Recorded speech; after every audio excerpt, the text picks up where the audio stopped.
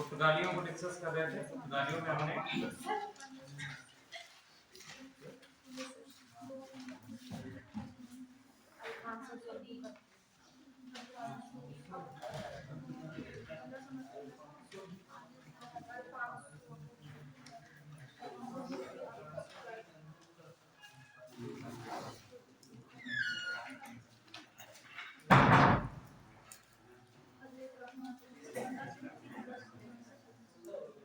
चलो ठीक है।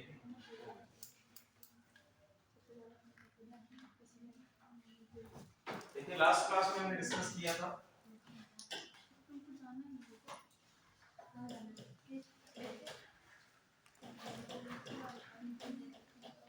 भारत में यूरोपियों का आगमन, ये हम डिस्कस कर रहे थे, जिसमें हम लोग सबसे पहले पुर्तगालियों को डिस्कस कर रहे थे। पुर्तगालियों के कौन कौन से, क्योंकि हमने सबसे पहले ये देखा कि सबसे पहले भारत में कौन, यूरोपियों में सबसे पहले कौन आता है? पुर्तगाली। ठीक है, पुर्तगाली भारत में आते हैं। वास्को डी गामा 1498 में भारत में आया, और उसके बाद हम ये देखेंगे कि कई सारे पुर्तगाली स्क्वाड्रन भारत में आते हैं। सबसे पहले आने वाला अल्मीडा था। ठीक है, अल्मीडा ने एक नीति अपनाई जिसको हमने क्या नाम दिया था? नीले पानी की नीति, या जिसको हम क्या कहते हैं? Blue water policy. ये इंपॉर्टेंट है, कभी कभी आपसे एग्जामिनेशन में पूछ लेता है। किसकी नीति है ये? डी अल्मीडा की नीति है, फ्रांसिस्को डी अल्मीडा की नीति है। इस नीति के अंतर्गत क्या क्या बातें बताई गई हैं? सबसे पहले बताइए, इस नीति में क्या कहा? देखो, पहला पॉइंट इस नीति में आपको डालना है कि नीले पानी की नीति के अंतर्गत अल्मीडा का केवल और केवल ये उद्देश्य था कि भारत के पश्चिमी घाट पर, जो आपका भारत का पश्चिमी घाट है, ये बेसिकली भारत का पश्चिमी घाट कहलाता है, जिसको हम लोग क्या कहते हैं? अरब सागर के अंतर्गत आता है। ठीक है, इधर आपका हिंद महासागर है, इंडियन ओशन, बंगाल की खाड़ी,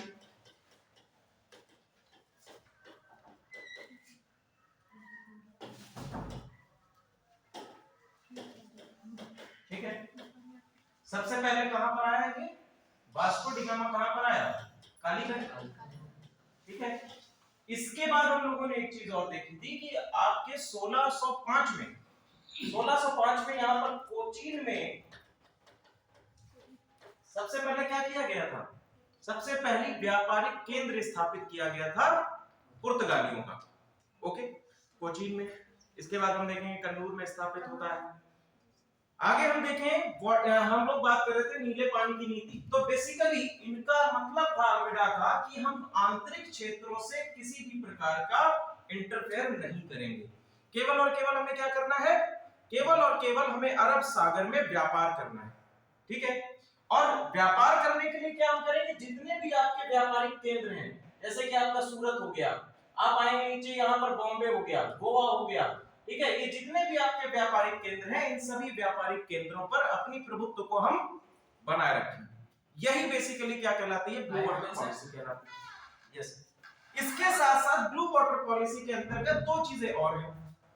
ठीक है, पहली है कारतज व्यवस्था। क्या है? कार्टेज व्यवस्था, या जिसको हम क्या कहते हैं? कारतज व्यवस्था। ठीक है, पहला डाली कारतज व्यवस्था। कारतज व्यवस्था क्या है? कारतज व्यवस्था, हमने एक चीज पहले आपको बताई थी कि जो आपका लैंड रूट है, एक और हम लोग देख लेते हैं, मैप से हम लोग देखेंगे।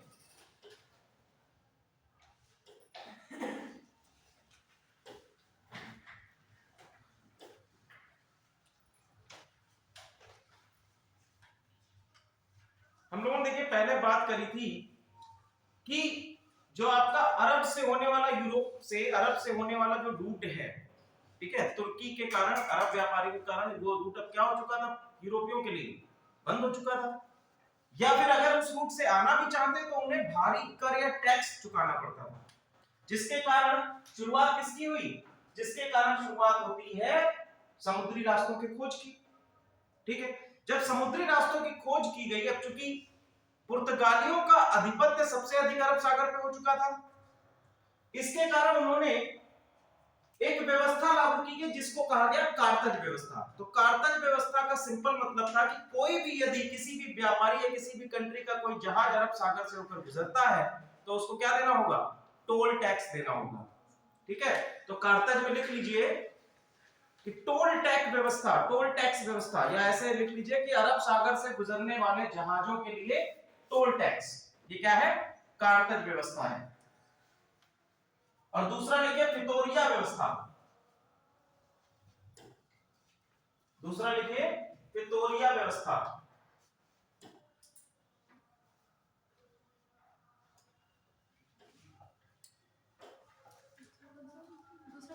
फितोरिया व्यवस्था, फितोरिया।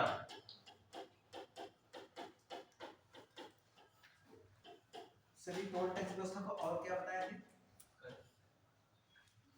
आने वाले जहाजों के क्या कह रहे हैं, अरब सागर से गुजरने वाले सभी जहाजों को टोल टैक्स देना है। ठीक है, टोल टैक्स देना है। इसको हमने क्या कहा, ये अल्मीडा की नीति के अंतर्गत है, ब्लू वाटर पॉलिसी के अंतर्गत। तो उसको कर देना होगा जिसको हमने कहा कारतज व्यवस्था, कार्टेज सिस्टम। ठीक है, दूसरा है आपका फितोरिया व्यवस्था, फिटोरिया सिस्टम, इंग्लिश में इसको फिटोरिया सिस्टम। अब ये फिटोरिया सिस्टम क्या है, फिटोरिया सिस्टम के अंतर्गत जितने भी जहाज आपके पश्चिमी तट पर आएंगे, पश्चिमी तट के बंदरगाहों को इस्तेमाल करने वाले जहाजों को एक प्रवेश कर देना होगा, प्रवेश शुल्क। ठीक है, पुर्तगालियों को, यही क्या कहलाया, फितोरिया कहलाया। तो फितोरिया क्या है, पश्चिमी घाट पर या पश्चिमी बंदरगाहों पर आने के लिए पुर्तगालियों को चुकाया जाने वाला कर या टैक्स।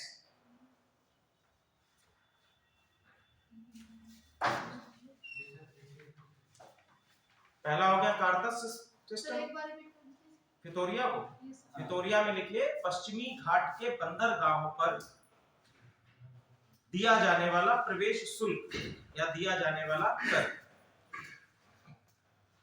समझिएगा, अब हमने कहा कि पश्चिमी घाट पर पूर्ण रूप से किसका आधिपत्य है, अभी तक आधिपत्य किसका है, अभी देखिए सॉली का वॉर नहीं हुआ है, सॉली का युद्ध नहीं हुआ है जिसमें कि पुर्तगाली हारे थे।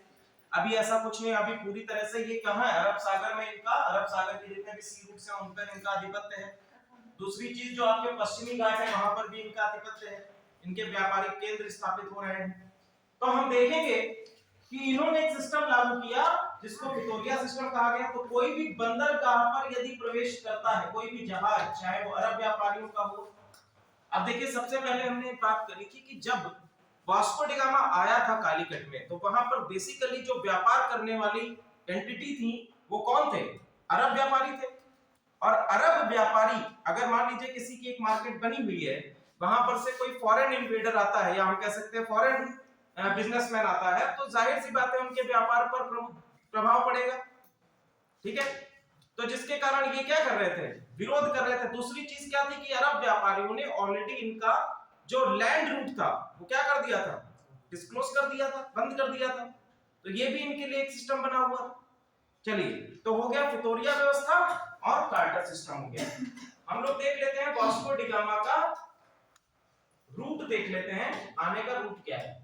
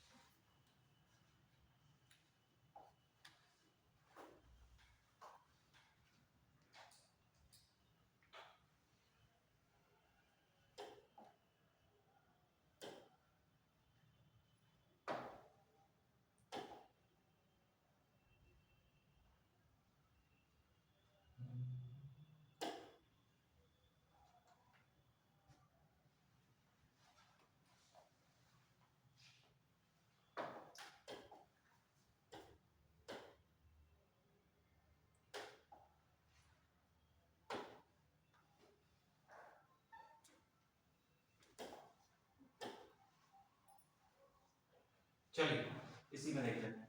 तो यहाँ पर आप देख रहे हैं कि ये आपका पुर्तगाल है, पुर्तगाल से होता हुआ ये हमने आपको बताया था कि Cape of Good Hope, Cape of Good Hope को आप देख पा रहे हैं कि अफ्रीका के दक्षिणतम बिंदु पर आपका स्थित है। केप ऑफ गुड होप से होता हुआ यहाँ पर ये मीट करता है किससे, अब्दुल मालिक से, और अब्दुल मालिक की सहायता से कहां पहुंचता है, भारत पहुंचता है। ठीक है, अब देखिए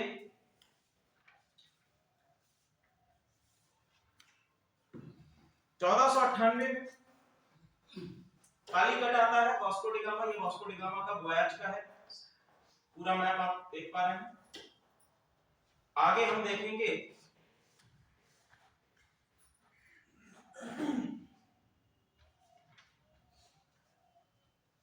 क्लियर है, चलो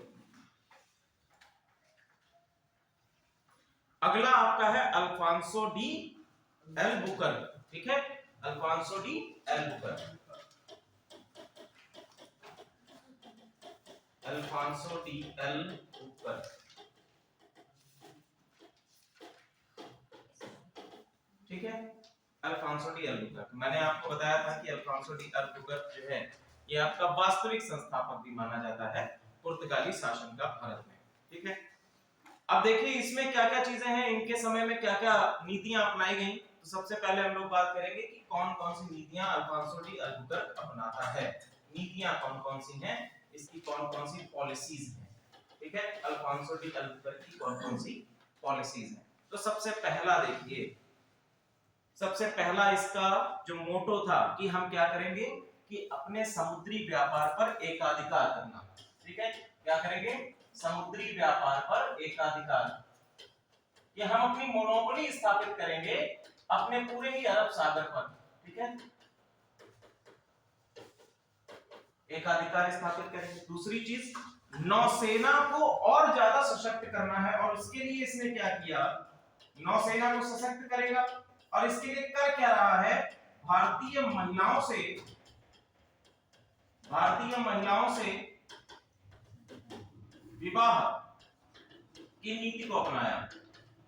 ठीक है, भारतीय महिलाओं से विवाह की नीति को अपनाया कि पुर्तगाली जितने भी आपके हैं जो साथ में आते हैं वोयाज में, वो भारतीय महिलाओं से विवाह करें ताकि संख्या, पुर्तगालियों की संख्या क्या हो सके, भारत में बढ़ सके। तीसरा इसने कौन सा अपनाया है, तीसरा इसने कहा कि भारतीयों को हम नौसेना में भर्ती करेंगे।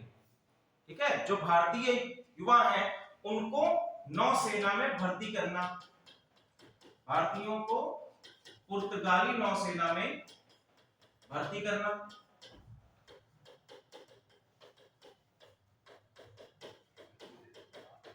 अब देखिए यहां पर शासक वर्ग जो है वो आपका मुगल वंश चल रहा था इनके समकालीन में उत्तर भारत में, जबकि इनका व्यापारिक केंद्र दक्षिण भारत के आपका पश्चिमी घाट है।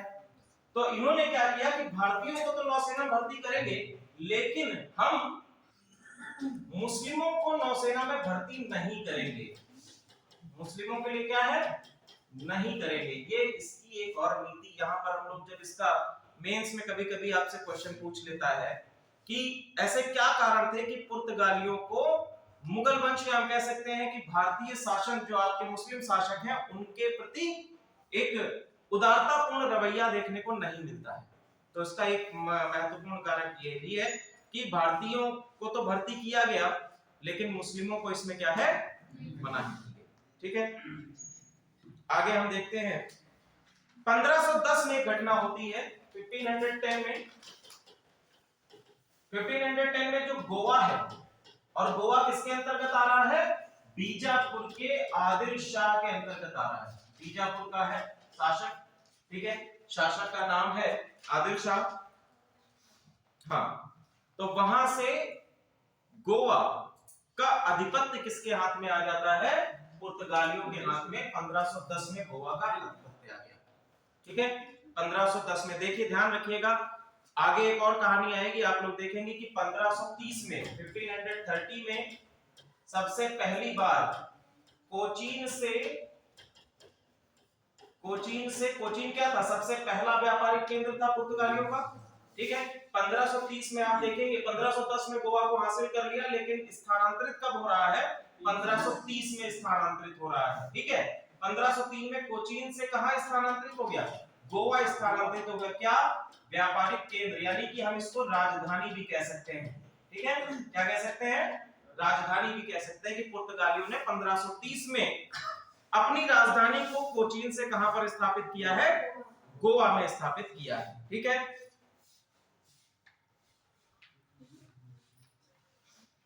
गोवा में स्थापित किया। इसके पहले वाले जो युद्ध थे उसको हम लोग चर्चा कर चुके हैं। एक जैसे हमने बताया था आपको कि एक इजिप्ट, तुर्की और गुजरात की नौसेना का सम्मिलित युद्ध आपको देखने को मिलता है, जिसको हम लोग कहते हैं चौल का युद्ध। ठीक है, इसको लिख लीजिए चाहे तो, चौल का युद्ध। चौल का युद्ध ये आपका है 1508 में। ठीक है, 1508 में चौल का युद्ध है। और इसके बाद दीव का युद्ध है, दमन एंड दीव का युद्ध है 1509 में।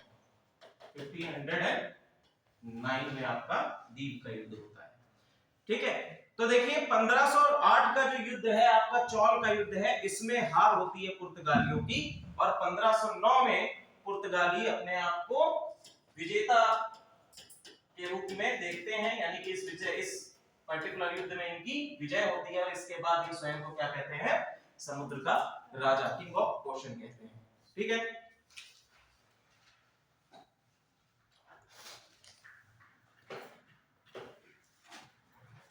इसके बाद 1511 में एक दक्षिण पूर्वी एशिया का बहुत ही इंपॉर्टेंट व्यापारिक केंद्र है जिसका नाम है मलक्का। ठीक है, मलक्का को हम लोग मैप पे देख लेते हैं, मलक्का की क्या पोजीशन है।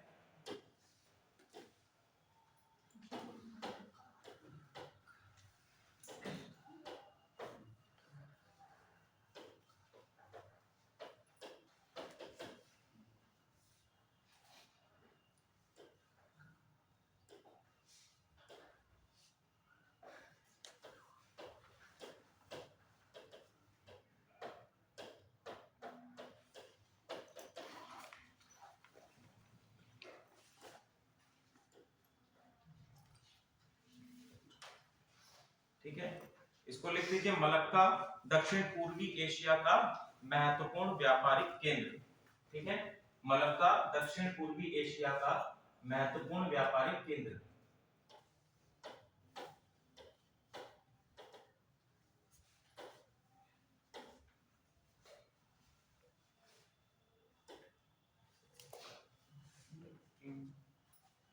जय हिंद।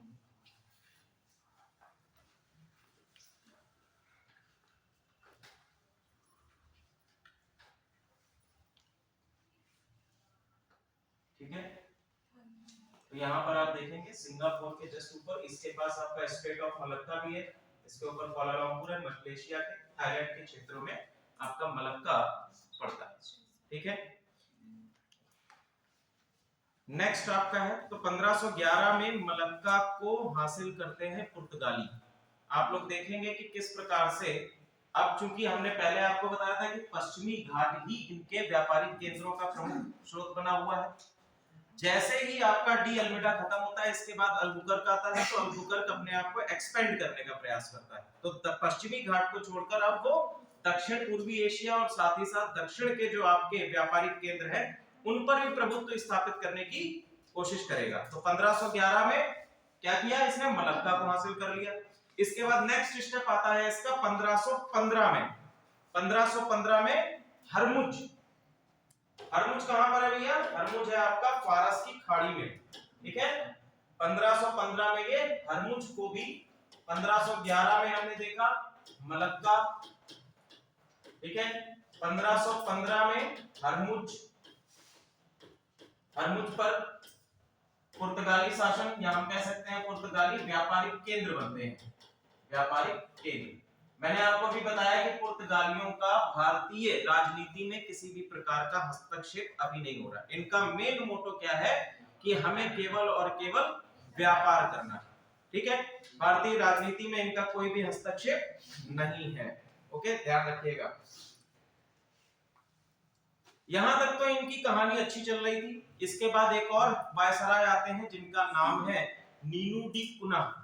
ठीक है, नीनू डी कुना।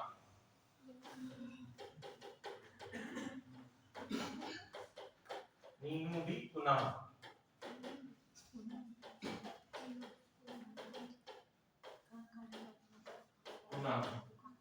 जो अभी मैंने आपको बताया था कि 1530 में कोचीन को व्यापारिक केंद्र से बदलकर गोवा बना दिया गया। गोवा में व्यापारिक केंद्र की स्थापना वो नीनू डी कुनाह के द्वारा ही की गई थी। ठीक है, नीनू डी कुनाह के द्वारा ही की गई थी। गोवा को राजधानी बनाया गया। इसके साथ साथ नीनू डी कुनाह ने मद्रास, जो आपका क्षेत्र है पश्चिमी पूर्वी घाट पर, मद्रास, हुगली, ठीक है, यहां पर पुर्तगाली बस्तियों की स्थापना करता है। ठीक है, मद्रास और हुगली में क्या करेगा? पुर्तगाली बस्तियां स्थापित करता है। ओके, यहां तक कहानी अच्छी चल रही थी पुर्तगालियों की। पुर्तगालियों ने पूरी तरह से अपने आप को अरब सागर और साथ ही साथ पश्चिमी घाट और पूर्वी घाट तक अपने व्यापार को एक्सपेंड कर लिया था। 1580 में एक घटना होती है, ठीक है, जहां से पुर्तगालियों का डिक्लाइन होना शुरू हो जाता है। तो आप एक पॉइंट करके भी लिख सकते हैं, पुर्तगालियों के पतन के कारण। ठीक है, पुर्तगालियों के पतन के कारण। ठीक है, ये घटना जो है भारत में नहीं हो रही है। 1580 में एक घटना हुई, ये घटना अभी भारत में नहीं हो रही है। ठीक है, ये हो रही है यूरोप में। तो यूरोप में क्या हुआ कि पुर्तगाल जो है वो स्पेन में शामिल हो जाता है। ठीक है, पुर्तगाल स्पेन में शामिल हो गया।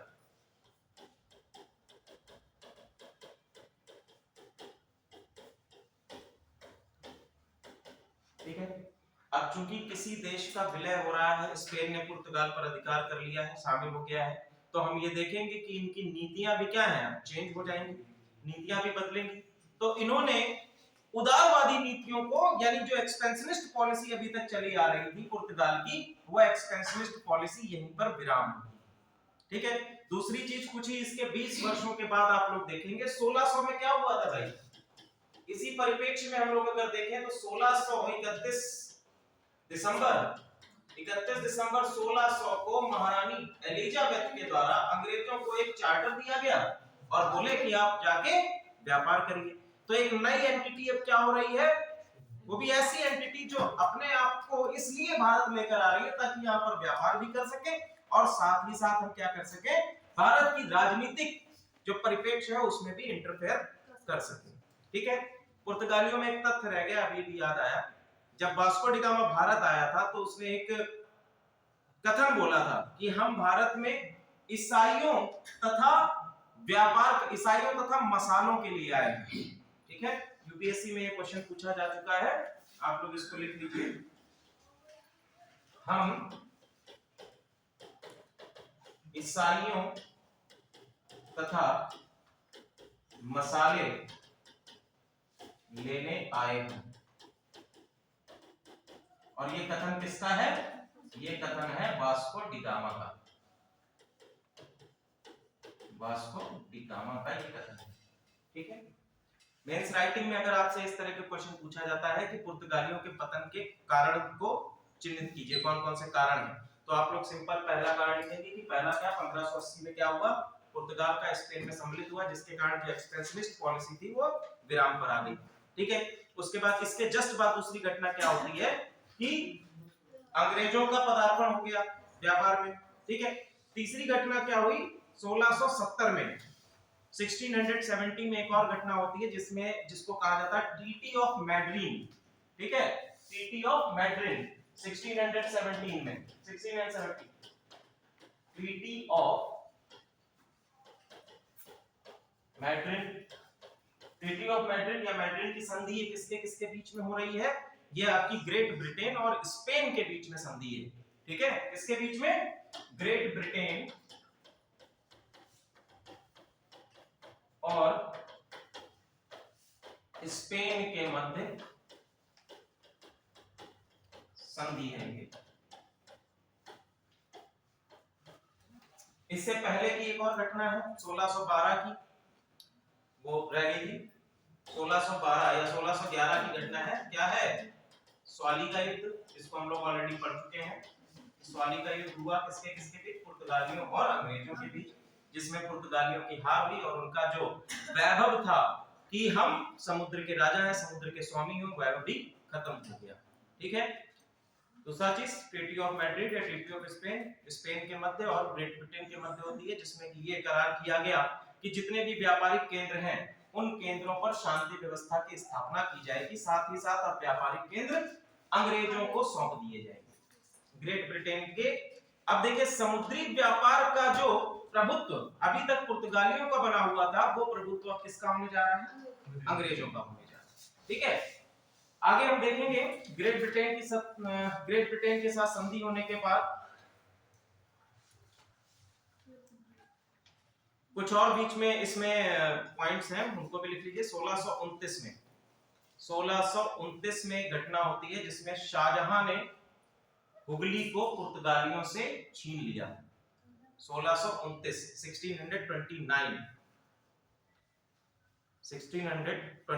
स्वाली का युद्ध हारने के बाद शाहजहां ने हुगली जो कि बंगाल का पार्ट है, छीन लिया पुर्तगालियों से। ठीक है। इसके बाद 1639 मराठों ने सालिसट और बेसिन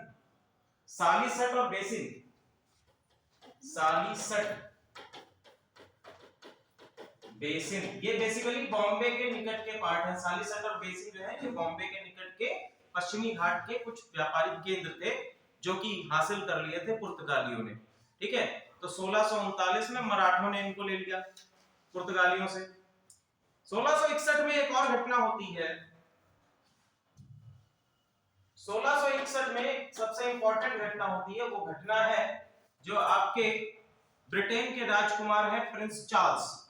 ठीक है। ब्रिटेन के राजकुमार हैं प्रिंस चार्ल्स और राजकुमारी है पुर्तगाल की, उनका नाम है प्रिंसेस कैथरीन, राजकुमारी कैथरीन। तो इनका विवाह संपन्न हुआ। ठीक है। इनके मध्य विवाह संपन्न हुआ और इस विवाह में पुर्तगालियों ने बॉम्बे को दहेज के रूप में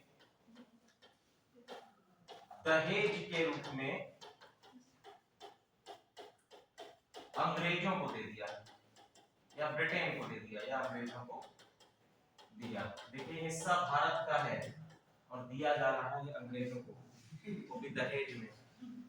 ठीक है। चंद्रगुप्त मौर्य के समय में भी हुआ था, लेकिन वो तो बेसिकली एक संधि थी, हम ये कह सकते हैं, क्योंकि उसमें पहले एक युद्ध हुआ, युद्ध के बाद युद्ध में सेल्यूकस निकेटर हारा और चंद्रगुप्त मौर्य जीता। ठीक है। तो चंद्रगुप्त मौर्य जब जीता तो सेल्यूकस निकेटर ने कहा ये तो मुझसे भी अधिक शक्तिशाली शासक है, तो इसके साथ हम संधि कर सकते हैं, वैवाहिक संबंध स्थापित कर सकते हैं। तो बेसिकली वो संधि के अंतर्गत दिए गए थे, इतिहासकारों ने उसको दहेज के रूप में लिख दिया है। लेकिन यहां पर देखिए क्या चीज है, यहां पर तो आपका औपनिवेशिक तौर पर ये बॉम्बे एक केंद्र था, पुर्तगालियों का क्या था, औपनिवेशिक तौर पर एक केंद्र था और उसको दहेज में दिया गया। तो ये एक उसमें कॉन्फ्लिक्ट आप डाल सकते हैं। चलिए आगे हम देखते हैं, ब्रिटिशर्स को दहेज मिल गया। तीसरा एक और इसमें पॉइंट है कि इन्होंने पुर्तगालियों ने ब्राजील को अपना उपनिवेश बनाया था। ब्राजील को क्या बनाया था? अपना उपनिवेश बनाया था, अपनी कॉलोनी बनाई थी। ठीक है। अब देखो भैया ब्राजील कहां है? ब्राजील किस कॉन्टिनेंट में आता है? हाँ, दक्षिण अमेरिका। ठीक है। अब चूंकि ब्राजील दक्षिणी अमेरिका का पार्ट है और ये आपका जो भारत है ये एशिया का पार्ट है, तो आप एक ही जगह पर अपने आप को कंसंट्रेट कर सकते हैं, दोनों जगह पर नहीं। तो पुर्तगालियों ने अपना कंसंट्रेशन ब्राजील में ज्यादा करना शुरू कर दिया, जिसके कारण उनकी शक्ति अरब सागर में कमजोर हो गई। ठीक है। तो ये भी एक आपका कारण है।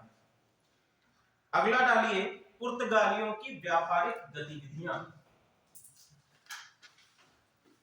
पुर्तगालियों की व्यापारिक गतिविधियां।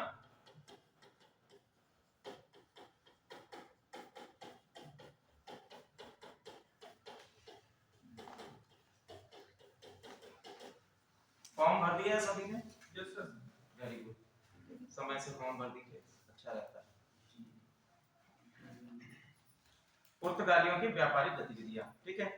अब देखिए जो इनका ट्रेडिंग सिस्टम है, जो इनका व्यापारिक विधि है, वो किस पर आधारित थी? इनकी व्यापारिक विधि का नाम लिखिए कार्टेज आर्माडा सिस्टम। कार्टेज आर्माडा सिस्टम।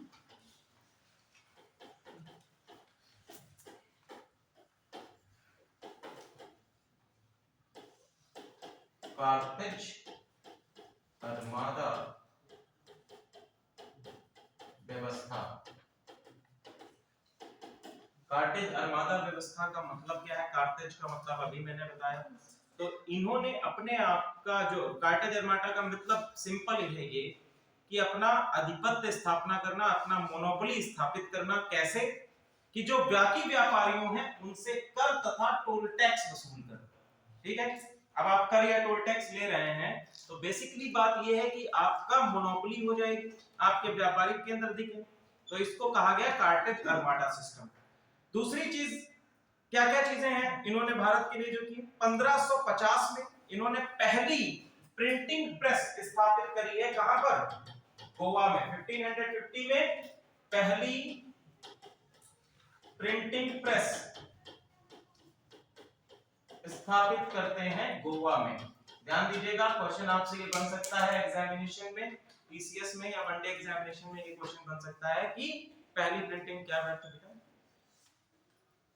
पहली प्रिंटिंग प्रेस कहां स्थापित की गई? तो आपका गोवा में। इसके साथ साथ इन्हीं के समय में, पुर्तगालियों के समय में ही क्रिश्चियनिटी का प्रवेश होता है भारत में। ठीक है, क्रिश्चियनिटी का प्रवेश होता है। सबसे पहले आने वाले क्रिश्चियन सेंट है सेंट जेवियर। सेंट जेवियर जो है, इनके साथ में भारत में ईसाई धर्म का प्रवेश होता है, या हम कह सकते हैं ईसाई धर्म प्रचारक का प्रवेश होता है 1542 में। ठीक है, 1542 में, 1542 में सबसे पहले ईसाई धर्म प्रचारक भारत आते हैं पुर्तगालियों के साथ में, जिनका क्या नाम है? Saint Xavier. ठीक है, अब व्यापार में किन किन चीजों का व्यापार है? भारत में जो तंबाकू है, तंबाकू, टोबैको, ठीक है, ये भी किसकी देन है? पुर्तगालियों की देन है। ठीक है, पुर्तगाली अपने साथ में क्या क्या चीजें लाए? तंबाकू का व्यापार ये करते थे, और तंबाकू का व्यापार सबसे अधिक भारत में पुर्तगालियों के द्वारा किया गया। दूसरा चीज और क्या क्या व्यापार करते थे? इसको हम देन कहेंगे। क्वेश्चन जो आपसे बनेगा तो इस तरह से बनेगा कि किन यूरोपीय कंपनी का देन है तंबाकू भारत में। ठीक है, तो ये हो गया। बाकी ये स्वीट पोटैटो, ठीक है, आलू, पपीता, मूंगफली, ऑरेंज, कैश्यू, इन सभी चीजों का व्यापार भी करते थे। नाम लिख लें, मूंगफली, पपीता, काजू, काली मिर्च या मसाले, इसको डायरेक्ट आप कह सकते हैं। ठीक है, स्वीट पोटैटो, शकरकंद, ठीक है, इनका व्यापार पुर्तगालियों के साथ, पुर्तगालियों के द्वारा किया जाता था। पुर्तगालियों ने भारत को एक नई कला शैली दी थी। ठीक है, एक नई कला शैली दी थी। कला शैली में का नाम लिख लीजिए गोथिक कला शैली। गोथिक कला शैली।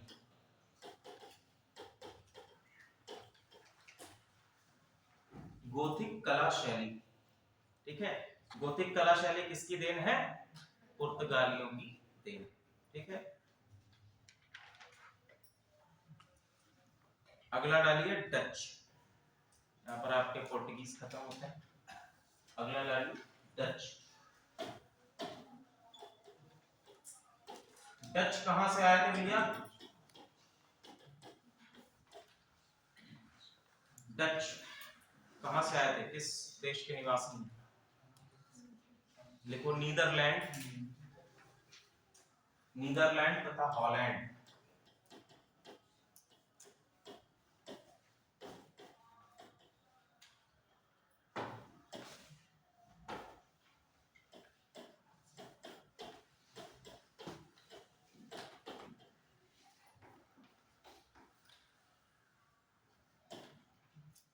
नीदरलैंड तथा हॉलैंड। यहाँ के निवासी कौन है? डच हैं। ठीक है, डच कब भारत में आते हैं? 1602। ठीक है, 1602 1602। तो इनके बेसिकली कंपनी का नाम था डच ईस्ट इंडिया कंपनी, जिसको डायरेक्टली हम लोग यही कहेंगे, लेकिन उसका रियल नेम आप लोग लिखिए बेरिंगदे।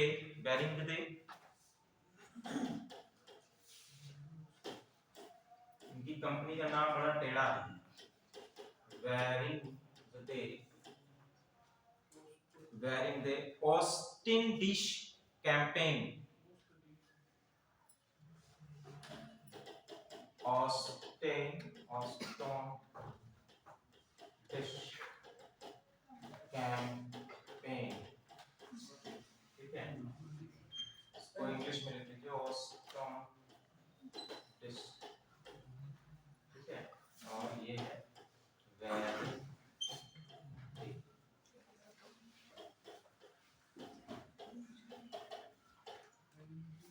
इसको BOC भी कहा जा सकता है। ठीक है, क्या कहें? ठीक है, समझ में आ रहा है सबको? अभी तक कोई प्रॉब्लम किसी को? ठीक, आगे हम लोग बात करते हैं। अब हमने आपको बताया था कि जो आपकी डच कंपनी थी वो किस पर आधारित थी? कार्टेल सिस्टम पर आधारित थी। किस पर आधारित थी? Cartel system. कार्टेल सिस्टम को मैंने क्लास में आप लोगों को बताया भी था। ठीक है, कार्टेल सिस्टम क्या होता है? इसको हिंदी में भी कार्टेल सिस्टम ही कहते हैं, कार्टेल व्यवस्था ही कहते हैं। कार्टेल सिस्टम क्या होता है सर, प्लीज बताएं। आप क्लास में एब्सेंट थे उस दिन? जी। और कोई जो क्लास में प्रेजेंट था? आप लोग तो आते ही डेली क्लास अटेंड करते हैं। चलिए बताइए कार्टेल सिस्टम क्या है? कोई बात नहीं, पता है? नहीं पता है, बताइए कार्टेल सिस्टम। पेज मत पलटिए, पेज पलटिए। सर, इसमें जो काम करने वाले लोग थे वो ऊंचे दामों पर वस्तुओं को बेचते थे। वेरी गुड, आप वहां तक पहुंच पा रहे हैं। अपने अपने जी, आप सब बताइए। देखो, अगर ऐसे आप भूलते रहोगे, क्लास में मैंने कार्टेल सिस्टम को जब डेमो चल रहा था उस टाइम पे भी बताया था कि कार्टेल सिस्टम क्या होता है। ठीक है, यहाँ पर भी क्लास हुई थी शायद, उसमें भी मैंने आप लोगों को बताया है। अब समझो कार्टेल सिस्टम क्या होता है, कार्टेल कैसे वर्क करता है। कार्टेल सिस्टम में बेसिकली जैसे प्राइवेट लिमिटेड में क्या होता है, कई सारे डायरेक्टर्स होते हैं। ठीक है, कार्टेल सिस्टम में भी कई सारे व्यापारी अपना क्या करते हैं, ग्रुप बना लेते हैं, एक समूह बना लेते हैं। ठीक है, तो इन्होंने क्या किया, एक समूह बना दिया। अब इस समूह की विशेषता ये होती, वैसे तो हमारी मार्केट में जो प्राइस है वो किस पर निर्धारित करता है? मार्केट का प्राइस जो है, किसी भी कमोडिटी का प्राइस किस पर निर्धारित होगा? मांग तथा आपूर्ति पर। ठीक है, सप्लाई एंड डिमांड पर आधारित होगा। लेकिन यहां पर सप्लाई और डिमांड से मतलब नहीं रहता है, यहां पर मार्केट की प्राइस को डिसाइड करने वाले यही प्लेयर्स होते हैं, और इनका मोटो ही होता है कि हम प्राइस को हमेशा क्या रखेंगे, हाई रखेंगे। हमेशा प्राइस को क्या रखना है, इन्हें हाई रखना है, बढ़ाकर रखना है, यही कहलाता है कार्टेल सिस्टम। ठीक है, क्लियर है? तो बेसिकली डच जो है, ये जो इनका कार्टेल सिस्टम है, इसमें जितने भी व्यापारी थे वो प्राइसेस को हमेशा, कमोडिटीज के प्राइस या दामों को हमेशा हाई रखते थे। सबसे ज्यादा प्रॉफिट कमाने वाली भी यही कंपनी थी, सबसे ज्यादा प्रॉफिट कमा रही थी, 18% का प्रॉफिट ये अपने सभी जितने भी हिस्सेदार हैं उनको प्रदान करती है। सबसे पहली कंपनी ये लगाते हैं मसूलीपट्टनम में 1605 में। ठीक है, 1605 में इन्होंने अपनी सबसे पहला व्यापारिक केंद्र बनाया। कहां बनाया? मसूलीपट्टनम में बनाया। ठीक है, अब चूंकि देखो डच कंपनी ऐसी कंपनी थी कि इनके पास अधिक नौसेना भी नहीं थी, इन्हें केवल व्यापार करना था। पश्चिमी घाट पर इन्होंने देखा कि पहले से ही पुर्तगाली हैं, अंग्रेज भी धीरे धीरे आ रहे हैं, तो ये सीधे कहां पहुंच गए, आपके पूर्वी घाट पर पहुंच गया, और पूर्वी घाट में मसूलीपट्टनम में इन्होंने अपनी पहली लगाई कंपनी, पहला व्यापारिक केंद्र लगाया। दूसरा 1605 में ही पोतोपल्ली में, पोतोपल्ली 1605 में ही पोतोपल्ली, ठीक है, पोतोपल्ली पहली मछलीपट्टनम में, दूसरी कोतोपल्ली। ठीक है, इसी वर्ष में एक और अच्छा काम इन्होंने किया है। ठीक है, और पुर्तगालियों के जाने का वो कारण भी बना। 1605 में ही इन्होंने इंडोनेशिया को मैंने क्या बताया था, इंडोनेशिया दक्षिण पूर्वी एशिया का एक बहुत ही महत्वपूर्ण व्यापारिक केंद्र रहा है। साथ ही साथ हमने ये भी बताया कि आपके कई सारी कंपनियां जो आपकी यूरोपियन कंपनीज हैं वो पहले इंडोनेशिया जाती हैं, उसके बाद भारत आती हैं। इंडोनेशिया को मसालों का द्वीप भी कहा गया है। ठीक है, तो इंडोनेशिया में किसका आधिपत्य था, पुर्तगालियों का आधिपत्य था, और इंडोनेशिया में ये पुर्तगालियों को हराते हैं 1605 में, और इंडोनेशिया के व्यापार पर अपना एकाधिकार स्थापित करते हैं। कौन, डच। ठीक है, क्लियर है। आगे हम देखिए 1619 में इंडोनेशिया की राजधानी क्या है वर्तमान समय में, जकार्ता। जी, जकार्ता। ठीक है, वर्तमान समय में जकार्ता है। ठीक है, इंडोनेशिया की राजधानी। पहले जो है इसका नाम था जयाकार्ता। ठीक है, जयाकार्ता इसका पहले नाम था, और जब इंडोनेशिया में जयाकार्ता को पुर्तगालियों से जीता है, किसने, डचों ने, तो इसका नाम इन्होंने एक नए शहर की स्थापना करी, बोटाविया। ठीक है, बोटाविया, बोटाविया, और इसी बोटाविया को अब न्यू जकार्ता के नाम से जाना जाता है। तो कहीं कहीं पर आपको इसका नाम बोटाविया भी मिलेगा, जयाकार्ता भी मिलेगा। बोटाविया बेसिकली नाम किसके द्वारा दिया गया है, डचों के द्वारा दिया गया। ठीक है, बोटाविया। अगली जो महत्वपूर्ण घटना है वो है आपकी पुलिकट की घटना, 1611 में होती है। पुलिकट 1611। पुलिकट में उस समय शासन था चंद्रगिरी के शासक का, चंद्रगिरी के शासक का शासन पुलिकट में था।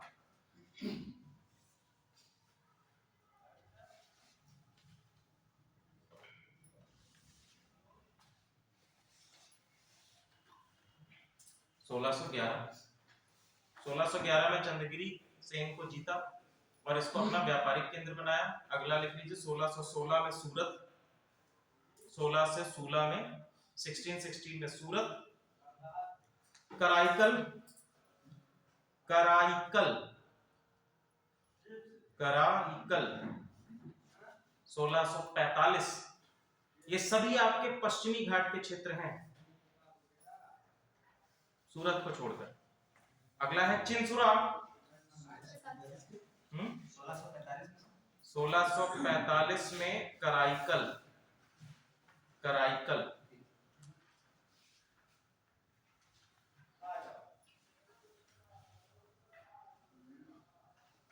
कराईकल में लिख लीजिए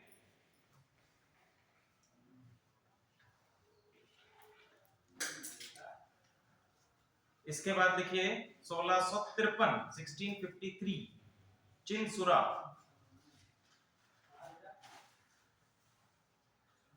चिनसुरा। और चिनसुरा में डचों ने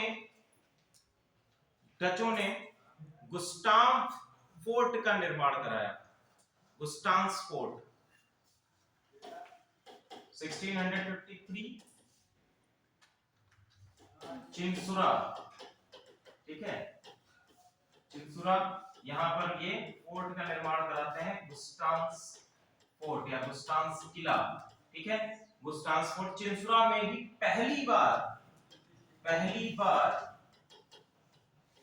किलेबंदी, फोर्टिफिकेशन, ठीक है, किलेबंदी की आज्ञा इनको मिलती है, अनुमति इनको प्राप्त होती है। ठीक है, आज्ञा इनको प्राप्त होती है। अब चिनसुरा का ही एक युद्ध भी है, चिनसुरा का एक युद्ध है जिसको हुगली का युद्ध भी कहा जाता है। कब हुआ है ये, 1759 में हुआ, 1759 59 में हुआ है चिंसुरा का युद्ध। इसको ऐसे डैश करके लिख लेना, चिंसुरा का युद्ध या हुगली का युद्ध, चिंसुरा का युद्ध या हुगली का युद्ध। ये हम अंग्रेजों को जब पढ़ेंगे तब इसको आएगा, हुगली का युद्ध।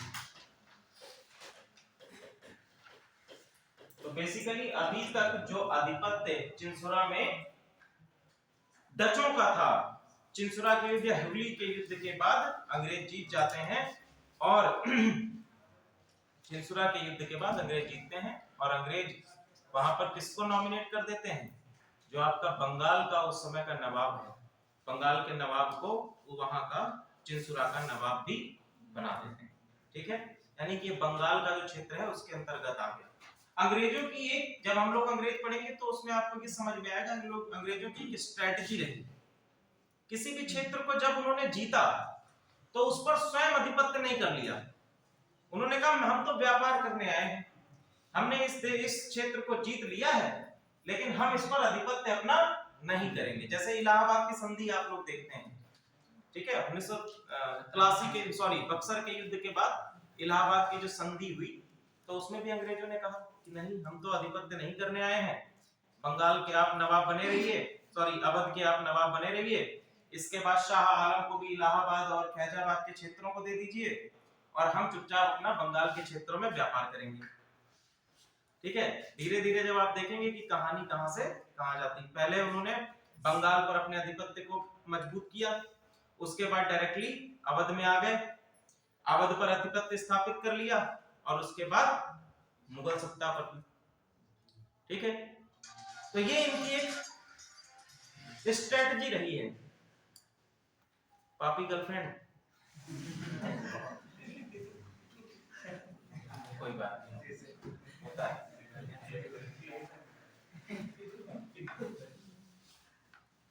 तो भैया जो आपके टच है कि भारत को क्या क्या देके गए, सबसे पहला सेरीकल्चर या रेशम उद्योग, रेशम पालन या सेरीकल्चर। सेरीकल्चर डचों की देन है। पहला केंद्र कासिम बाजार में, ठीक है, कासिम बाजार में 1658 में स्थापित किया गया सेरीकल्चर या रेशम पालन का केंद्र। ठीक है, पहला रेशम पालन केंद्र डचों के द्वारा कासिम बाजार बंगाल प्रांत का क्षेत्र है, यहाँ पर सबसे पहले डचों ने रेशम पालन के केंद्र को स्थापित किया, यहाँ कह सकते हैं रेशम उद्योग स्थापित किया। 1658 1658। ठीक है, तो हमारे दो लोग निपट गए, एक पहले पुर्तगाली और दूसरे हमारे डच। ठीक है, बचे डेनिस, फ्रांसीसी और अंग्रेज। ठीक है, इससे पहले एक टॉपिक पढ़ लेते हैं जो कि आप लोगों के लिए इंपॉर्टेंट है, फिर हम लोग एंग्लो कार्नेटिक वॉर उसमें चलेंगे। चलिए लिख डालिए, 18वीं शताब्दी में भारतीय राज्य एवं समाज, 18वीं शताब्दी में भारतीय राज्य एवं समाज, Indian states and society in 18th century, राज्य एवं समाज, Indian states and society in 18th century.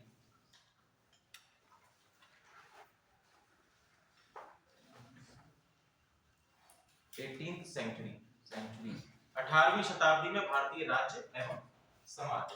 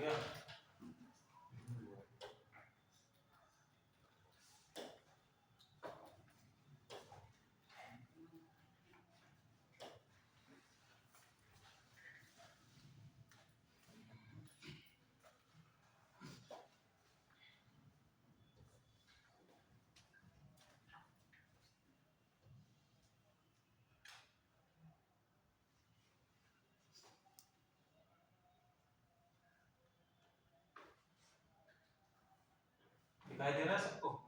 ठीक है, तो ये हमारा 18वीं शताब्दी में भारत का नक्शा है। इसमें आप लोग देख पा रहे होंगे कि कौन कौन से हमारे राजनीतिक केंद्र बने हुए हैं इंटरनल इंडिया में। ठीक है, जैसे आपका सबसे पहला है अवध का क्षेत्र, दूसरा आपका बंगाल का क्षेत्र है, ठीक है, तीसरा आपका मुगल एम्पायर जो बेसिकली इन क्षेत्रों में डोमिनेट कर रहा है, ये आपका मुगल एम्पायर हो गया। ठीक है, अब देखो निजाम हो गया, हैदराबाद का क्षेत्र है, मैसूर का रीजन है, यहाँ पर ये क्षेत्र आपका मराठा उसमें आ जाएगा। ठीक है, तो अलग अलग क्षेत्रों में आप देख पा रहे होंगे कि कौन कौन से बने हुए। एक आपका कर्नाटक का क्षेत्र है ये वाला, यहाँ पर हम देखेंगे कर्नाटक और आंध्र मैसूर ये सारे युद्ध आपको देखने को मिलेंगे। ठीक है, तो सबसे पहले डालिए हैदराबाद। 18वीं शताब्दी में हैदराबाद में क्या क्या हो रहा था ये देखते हैं। हैदराबाद में पहला निजाम कौन था? पन्ने मत पलटना, ऐसे ही बता दिया। उसका नाम बड़ा प्यारा है, चिंगलिज खां। ठीक है, चिंगलिज खां ये आपका हैदराबाद का पहला निजाम था। तो औरंगजेब की मृत्यु कब हुई? 1707 में। ठीक है, औरंगजेब की मृत्यु के समय जो आपका चिंगलिज खां है, चिंगलिज खां या जिसको निजाम उल मुल्क की उपाधि दी गई है, निजाम उल मुल्क की उपाधि किसको दे दी गई है? चिंगलिज खां को उपाधि मिली है मोहम्मद शाह रंगीला के द्वारा दी गई है, हमने पढ़ा हुआ है। ठीक है, आप देखो जब हम एक चीज को पहले पढ़ लेते हैं तो चीजें कनेक्ट होने लगती हैं, ये आप देख पा रहे होंगे। ठीक है, तो चिंगलिज खां जब औरंगजेब की मृत्यु हुई तो उस समय बीजापुर में था। कहां पर था? बीजापुर का सामंत या हम कह सकते हैं मनसबदार था। कौन? चिंगलिज खान। ठीक है, या निजामुल मुल्क चिंगलिज खान बीजापुर का मनसबदार था। इसके बाद पहला शासक कौन बना? औरंगजेब के बाद शासक कौन बना? हाँ, मुअज्जम। ठीक है, वेरी गुड, मुअज्जम शासक बना जिसका नाम बहादुर शाह प्रथम भी है। ठीक है, मुअज्जम शासक बनता है बहादुर शाह प्रथम के नाम से। अब बहादुर शाह प्रथम को ये मालूम था कि ये जो हमारा निजामुल मुल्क है या चिंगलिज खान है, ये बेसिकली दक्षिण भारत के क्षेत्रों में अपना आधिपत्य स्थापित करना चाहता है। ठीक है, इसके हाव भाव और इसके जो चाल चलन था उससे पता चल गया। तो उसने क्या किया? चिंगलिज खान को बुला लिया, कहां पर? अवध प्रांत का सूबेदार नियुक्त कर दिया। कह दो भैया कि आप अवध से कहां आ जाओ, वो बीजापुर से कहां आ जाओ, अवध आ जाओ, और अवध के क्षेत्र में मनसबदारी के सूबेदार का काम आप करिए। ठीक है, बहादुर शाह प्रथम कुछ समय के बाद क्या हो जाते हैं? खत्म हो जाते हैं, मृत्यु हो जाती है, और उसके बाद अगला शासक बनता है जहांदार शाह। ठीक है, जहांदार शाह, और जहांदार शाह के साथ में मिलकर अगला शासक कौन बना? जहांदार शाह। अब जहांदार शाह को किसने हटाया? फर्रुखशियर ने, और फर्रुखशियर का साथ किसने दिया? चिंगलिज खान ने। ठीक है, चिंगलिज खान ने फर्रुखशियर की मदद करी मुगल वंश का शासक बनने में। ठीक है, मुगल वंश का शासक बनने में। तो फर्रुखशियर अब चिंगलिज खान को एक और उपाधि देता है, खान खाना की उपाधि। किसकी उपाधि? खान खाना की उपाधि। खान खाना की उपाधि इसमें लिख लीजिएगा, नोट बनाकर लिख लीजिएगा, क्योंकि खान खाना की उपाधि दो व्यक्तियों को दी गई।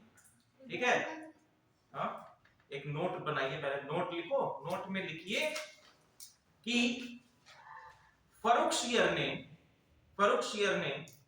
चिंगलिज खां को खान खाना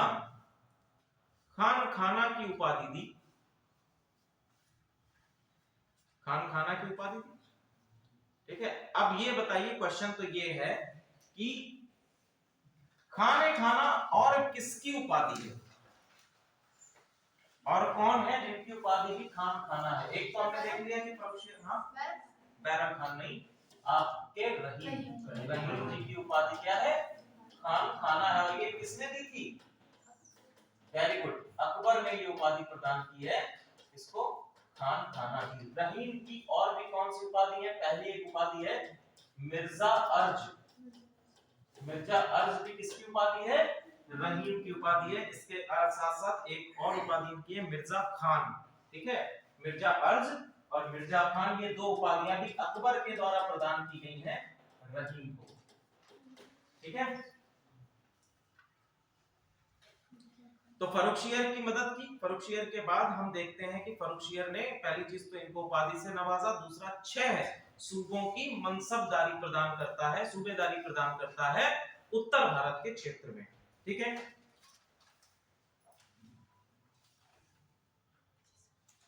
आगे हम लोग देखेंगे 1715 में घटना क्या घटित होती है। 1715 में 1715 में क्या घटना घटित होती है? देखिए, मुरादाबाद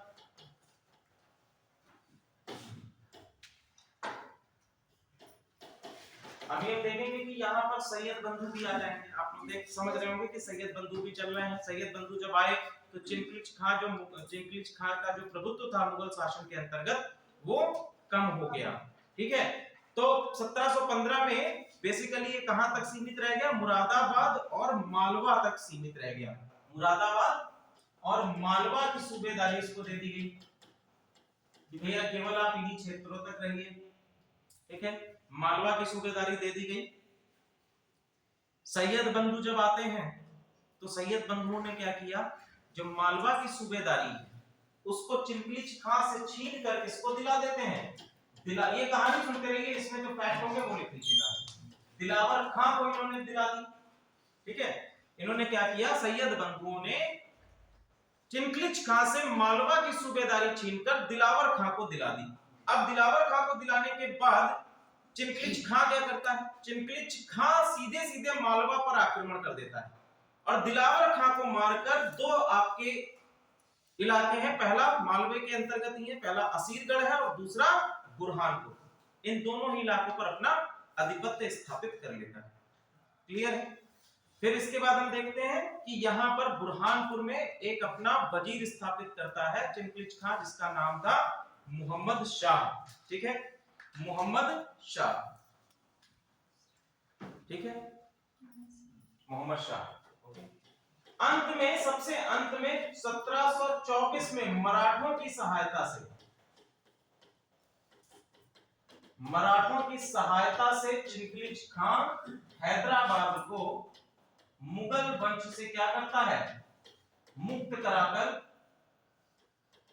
सहायता से हैदराबाद को स्वतंत्र घोषित कर देता है। हैदराबाद स्वतंत्र घोषित करता है मुगलों के आधिपत्य से। 1724 में घटना घटित होती है। ठीक है, 1724।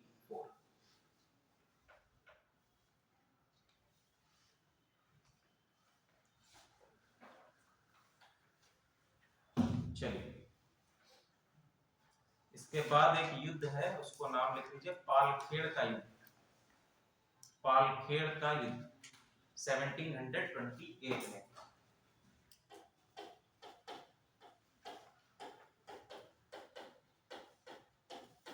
पालखेड़ का युद्ध। ठीक है, मराठों में भी कौन? बाजीराव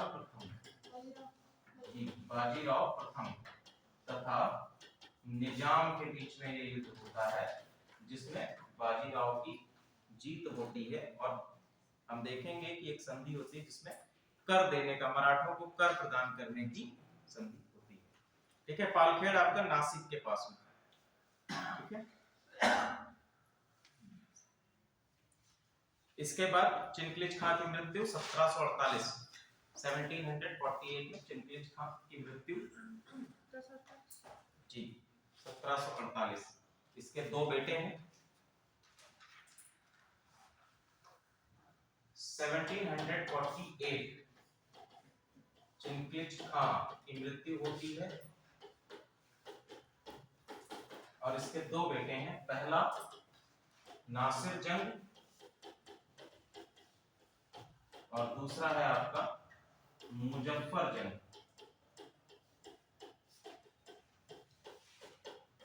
ठीक है, नासिर जंग और मुजफ्फर जंग, ये दोनों हैदराबाद की निजामी के लिए एक संघर्ष प्रारंभ करते हैं। और यहीं से दो शक्तियों का सब्सिडरी अलायंस या एक हम लोग कहते हैं ना एक नीति अपनाई गई थी अंग्रेजों के द्वारा, सहायक संधि की नीति। ठीक है, नींव आपको यहीं से दिखाई देगी। जो आपका नासिर जंग है ये सहायता लेता है किसकी, इनकी सहायता करते हैं अंग्रेज हैदराबाद की निजामी के लिए। और मुजफ्फर जंग की सहायता करने के लिए कौन सिनेरियो में आता है, फ्रांसीसी सिनेरियो में आ जाते हैं मुजफ्फर जंग की सहायता के लिए। ठीक है, आगे हम देखते हैं कि बेसिकली यहाँ पर अंग्रेजों की सहायता से नासिर जंग जो है ये विजयी हासिल करता है, और साथ ही साथ अब इसने एक और हिस्से को हैदराबाद में मिला लिया, वो था आपका मैसूर। मैसूर का शासक था हैदर अली। मैसूर के शासक हैदर अली से मैसूर को जीतकर उसको किसमें मिला लेता है, हैदराबाद के क्षेत्रों में मिला लेता है। इसका अंत कहां पर है, जो आपका हैदराबाद का निजामी का क्षेत्र है इसका अंत कहां पर होगा, 1798 में। ये डेट डाल लीजिए, इंपॉर्टेंट है। 1798 1798 में वेलेजली की सहायक संधि के द्वारा, वेलेजली की सहायक संधि, सहायक संधि किसके द्वारा दी गई, Wellesley, Lord Wellesley, Lord Wellesley इस सहायक संधि के द्वारा हैदराबाद का क्षेत्र, हैदराबाद का क्षेत्र अंग्रेजों के प्रभुत्व में आ गया।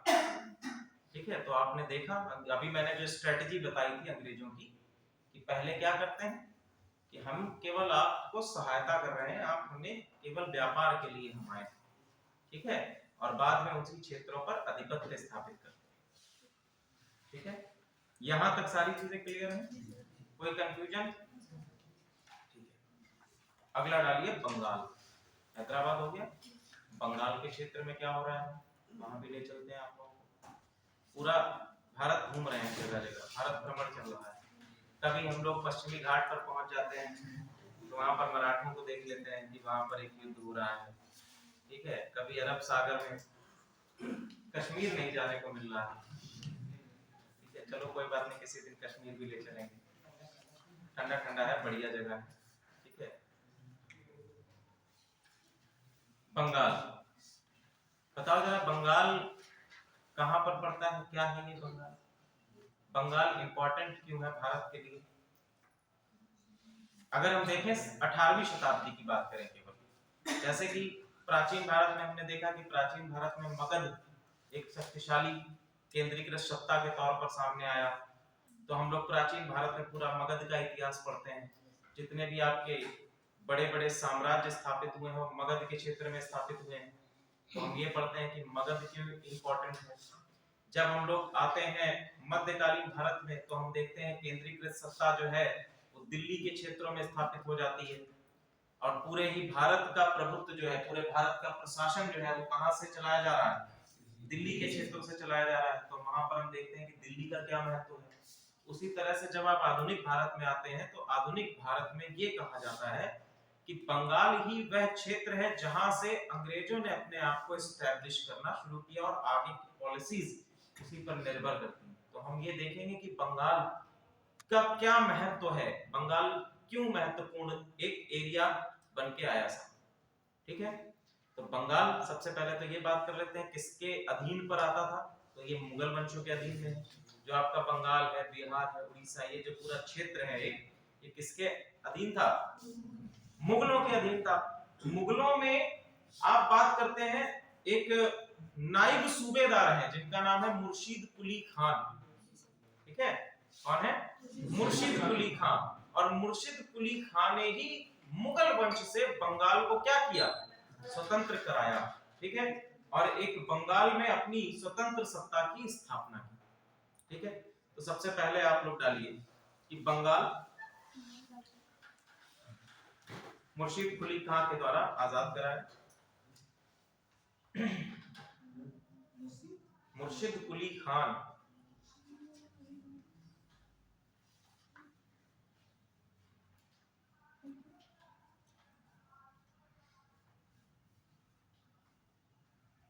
इसकी उपाधि लिखिए, मुत्मात उल मुल्क, मुत्मात उल मुल्क मुर्शिद खान की उपाधि है, मुर्शिद कुली खान की उपाधि है।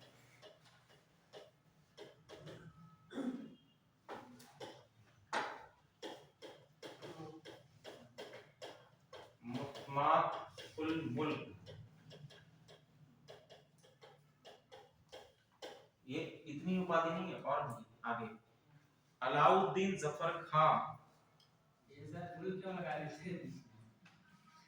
ये फारसी भाषा का हो, अलाउद्दीन जफर खान बहादुर नासिरी नासिर जंग, ये पूरी उपाधि एक ही उपाधि है। अलाउद्दीन जफर खान बहादुर नासिरी नासिर जंग।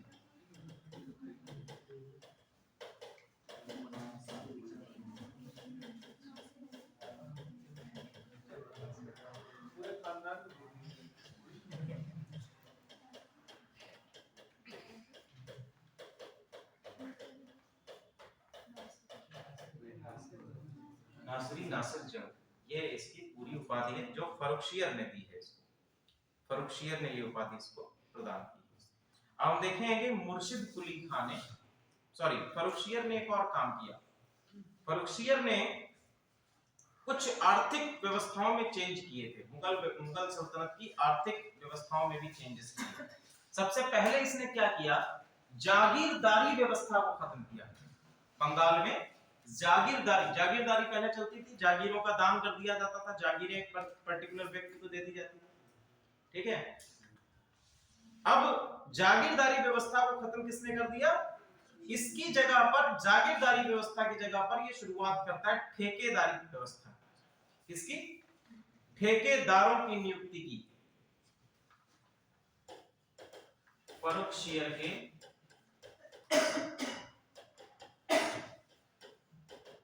आर्थिक बदलाव में सबसे पहला क्या किया इसने,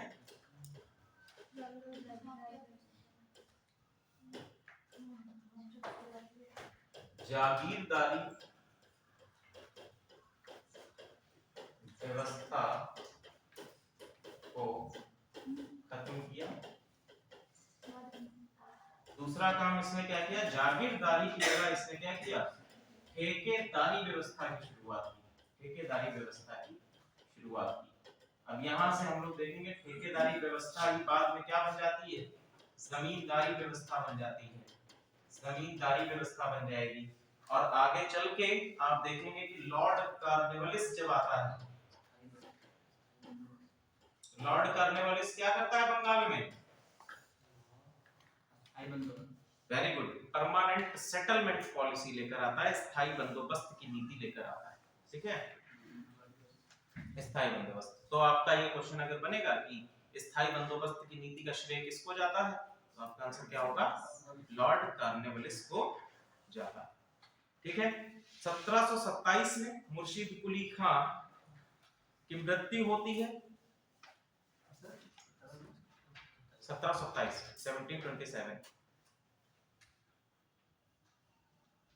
ठीक है।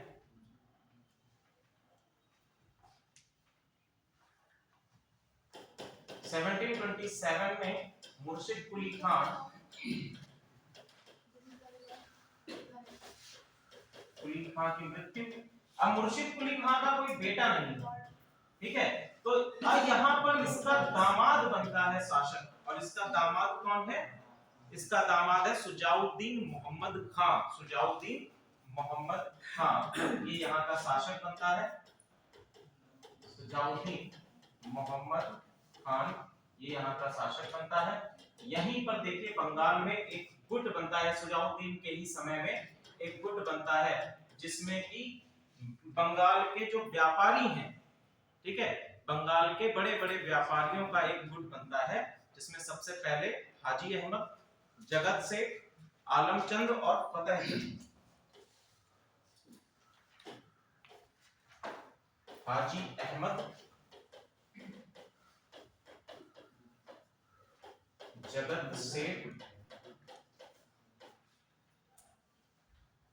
फतेह चंद और इसके बाद है आपके आलमचंद। आलमचंद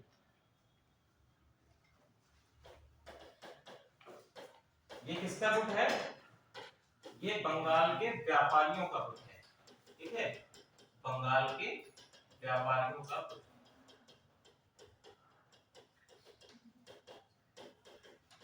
ठीक, सुजाउद्दीन की मृत्यु जब होती है तो सुजाउद्दीन की जगह 1739 में नवाब यहाँ का बनता है सरफराज। 1739 में नवाब बनता है सरफराज। लेकिन चूंकि व्यापारी किसी ऐसे शासक वर्ग को देखना चाहते हैं जो उनके प्रति क्या हो, उदारवादी हो। ठीक है, जो जिसका रवैया उनके प्रति लिबरल हो। तो इसलिए हम देखते हैं कि सरफराज को यहां से हटाकर एक नायब सूबेदार है बंगाल का, उसकी नियुक्ति करी जाती है जिसका नाम है अली वर्दी खान। अली वर्दी खान। और ये नियुक्ति किसके द्वारा की जा रही है? आपके इनके इन्फ्लुएंस से की जा रही है। ठीक है, अली वर्दी खान। तो अली वर्दी खान क्या करता है? अब इन्फ्लुएंस इन गुट का मिला हुआ है तो 10 अप्रैल 1740 को 10 अप्रैल 1740 को अली वर्दी खान मुर्शिदाबाद पर आक्रमण करता है। 10 अप्रैल 1740 को मुर्शिदाबाद पर आक्रमण करके सरफराज खान को मार देता है और स्वयं को अली वर्दी खान बंगाल का नवाब घोषित कर देता है। ठीक है,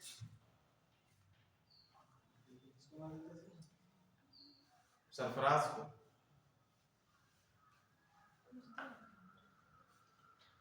अब देखो, बंगाल अपने आप को एक अली वर्दी खान के अंतर्गत एक प्रभुत्व शासक के वर्ग के तौर पर स्थापित कर रहा है, एक सशक्त शासक वर्ग बना रहा है। उसी समय पे इनके समकालीन दो शत्रु हैं। पहले हैं मराठा जो कि दक्कन के क्षेत्रों में है, और दूसरे हैं आपके अफगान। पहले कौन है? मराठा। तो यहाँ पर लिखेंगे दो शत्रु बंगाल के, बेसिकली दो शत्रु हैं उस समय। पहले हैं आपके मराठा, ये दक्कन के क्षेत्रों में है, और दूसरे हैं आपके अफगान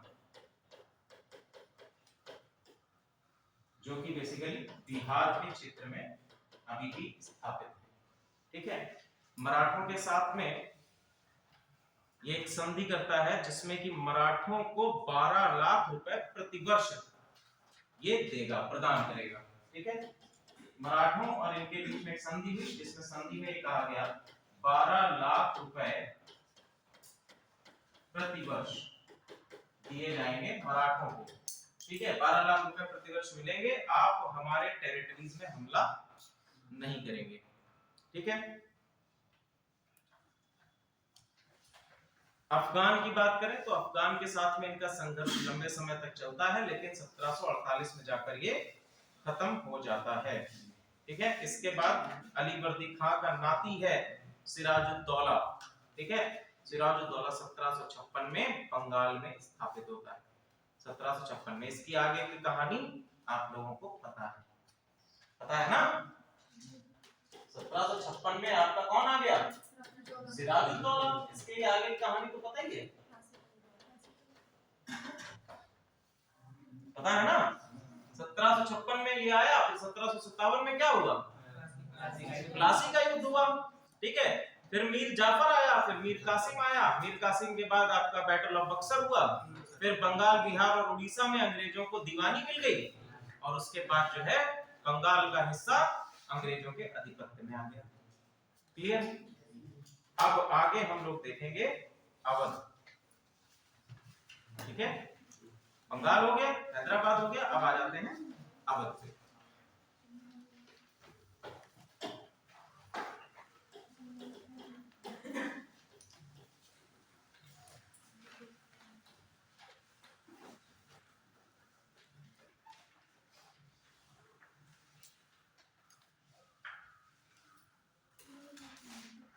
कल आप लोगों की मेरी क्लास की जगह इंग्लिश की क्लास होती। हमारा स्वास्थ्य उसी दिन खराब हो गया था जिस दिन पढ़ा रहे थे, बीच में ही छोड़ दिया था। लाइफ में सब कुछ करना, शादी मत करना, वरना स्वास्थ्य खराब होता रहेगा। नहीं, कारण है उसका।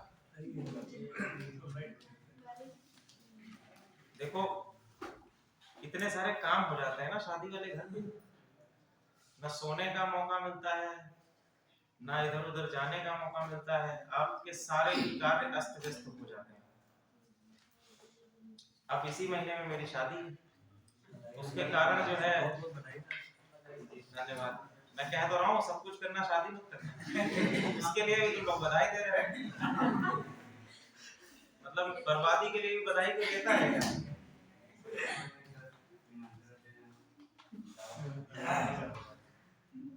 ठीक है, निमंत्रण मिलेगा आपसे। आप हमें लग रहा है दावत खा चुके हैं।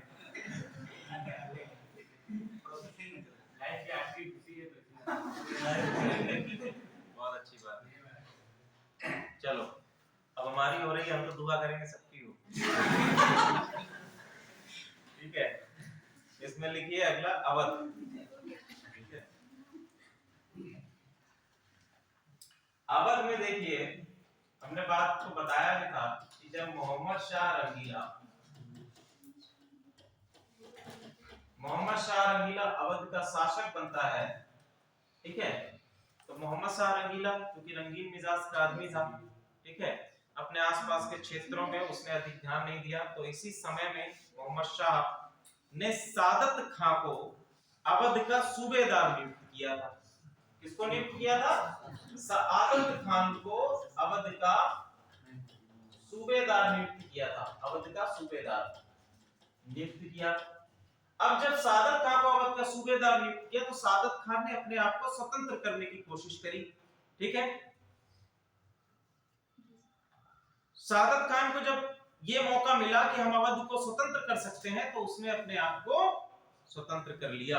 अब देखिए इसकी डेडलाइन क्या क्या चीज है, ये हम लोग बात करते हैं। इसके बाद हम देखेंगे सादत खान ने 1727 में सूबेदार बनके अपने आप को स्वतंत्र कर लिया। इसके बाद इसका दामाद बनता है सफदरजंग, इसका नाम है सफदरजंग, इसका दामाद है सफदरजंग।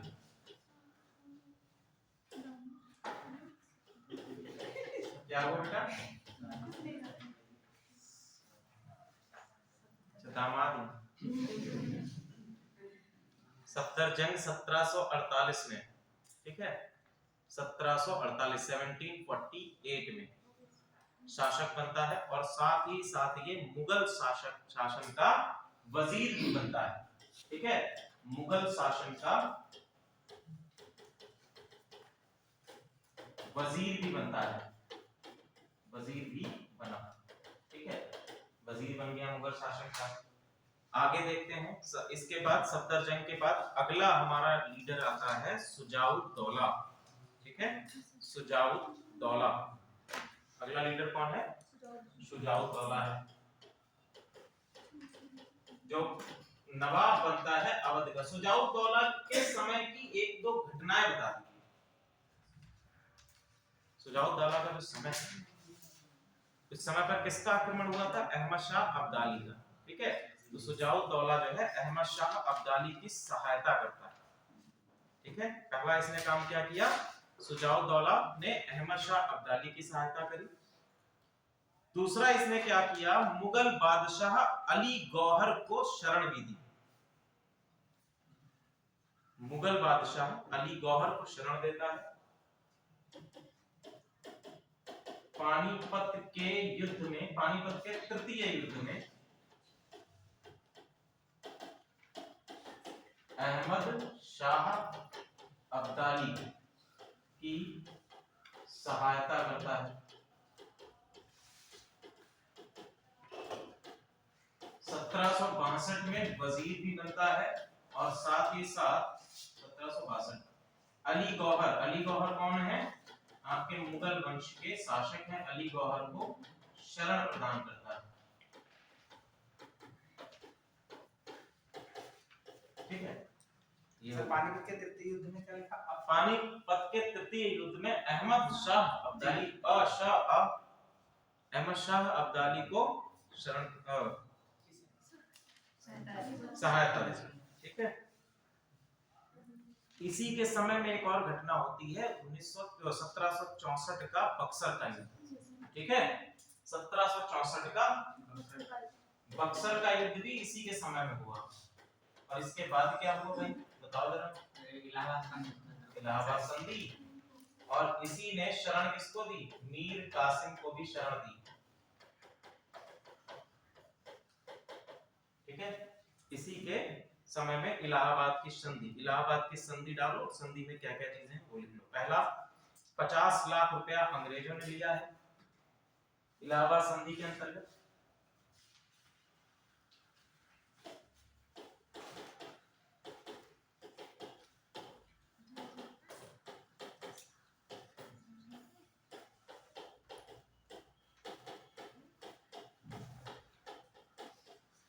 अंग्रेजों ने कितना पैसा लिया? 50 लाख रुपया लिया है। ठीक है, इसके साथ साथ इलाहाबाद और कड़ा के क्षेत्रों को, इलाहाबाद और कड़ा के क्षेत्रों को शाह आलम को दे दिए। इलाहाबाद और कड़ा के क्षेत्रों को शाह आलम दिए गए हैं। ठीक है, यहां तक जो है अब अंग्रेजों के अधीन में अवध का क्षेत्र चल रहा है। ठीक है, अभी भी क्या है अंग्रेजों के अधीन में। 1801 में एक घटना होती है। 1801 में यहां पर इस समय यहाँ के नवाब हैं सआदत अली। ठीक है, सआदत अली 1801 में।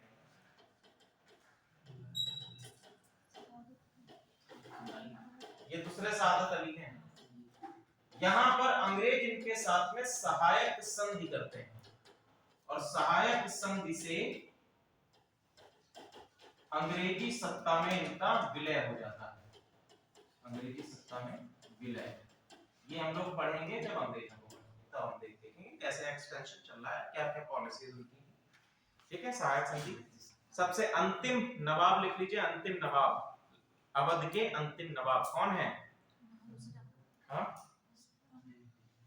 जोर से बोलो। जय माता दी। वाजिद अली शाह, जिनके नाम पर लखनऊ का जू भी है। वाजिद अली शाह प्राणी उद्यान, ये अंतिम नवाब है। ठीक है, वाजिद अली शाह जी, लेकिन उनको पूर्ण नवाब नहीं कहा जाता। ठीक है, क्योंकि इसी समय में 1856 में लॉर्ड डलहौजी आक्रमण करता है अवध पे और पूरी तरह से अवध को अपने कब्जे में ले लेता है। हजरत महल जो है वो जाके, ये जो आपका अंग्रेजों की वो बनी हुई है, क्या कहते हैं उसको, रेजिडेंसी। ठीक है, रेजिडेंसी के क्षेत्रों में जाके शरण लेती हैं, लेकिन अंग्रेजों से खुद को बचा नहीं पाती और अंत में हम देखते हैं कि अंग्रेजों के आधिपत्य में पूरा आपका अवध का क्षेत्र आ जाता है। ठीक है, यहां तक तो हम लोगों ने बात करी। इन पर इसमें एक पॉइंट लिखो, 1856 में लॉर्ड डलहौजी के द्वारा पूर्णतः विलय, पूरी तरह से आपके अवध का विलय किसमें हो गया?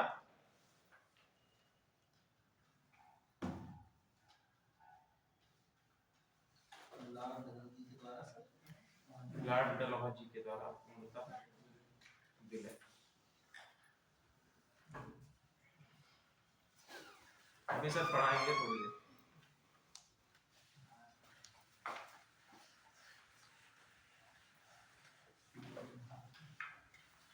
अगला टॉपिक डालिए, आंग्ल फ्रांसीसी प्रतिस्पर्धा और कर्नाटक के 3 युद्ध। ठीक है, अब देखो हम लोगों ने अवध पढ़ लिया, बंगाल पढ़ लिया, आपका हैदराबाद पढ़ लिया। अब चलते हैं मैसूर की तरफ, जो आपका कर्नाटक का क्षेत्र है, और इसमें 2 एंटिटी और सम्मिलित हो जाएंगी। कौन कौन सी? एक अंग्रेज और दूसरे फ्रांसीसी जो बचे हुए थे।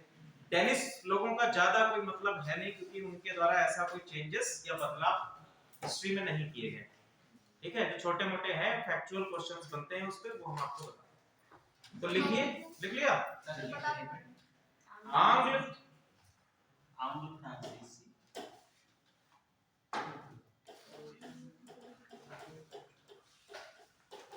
आंग्ल फ्रांसीसी प्रतिस्पर्धा तथा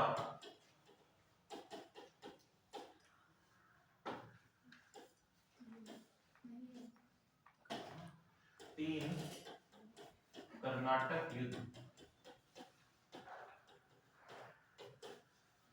ठीक है, इसमें हम जो है आंग्ल फ्रांसीसी प्रतिस्पर्धा क्या है और कर्नाटक के युद्ध, तीन आपके कर्नाटक वॉर्स हैं, उनको डिस्कस करेंगे।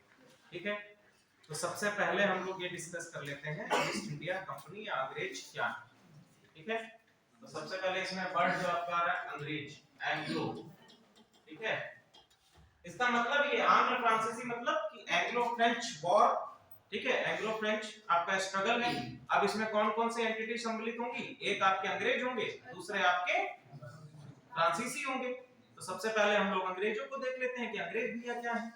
तो अंग्रेज कैसे बने, वहां तक नहीं जाएंगे, 1599 से शुरुआत करते हैं जब ईस्ट इंडिया कंपनी की स्थापना होने जा रही है। ठीक है, 1599 में हम देखते हैं कि लंदन के मेयर हैं।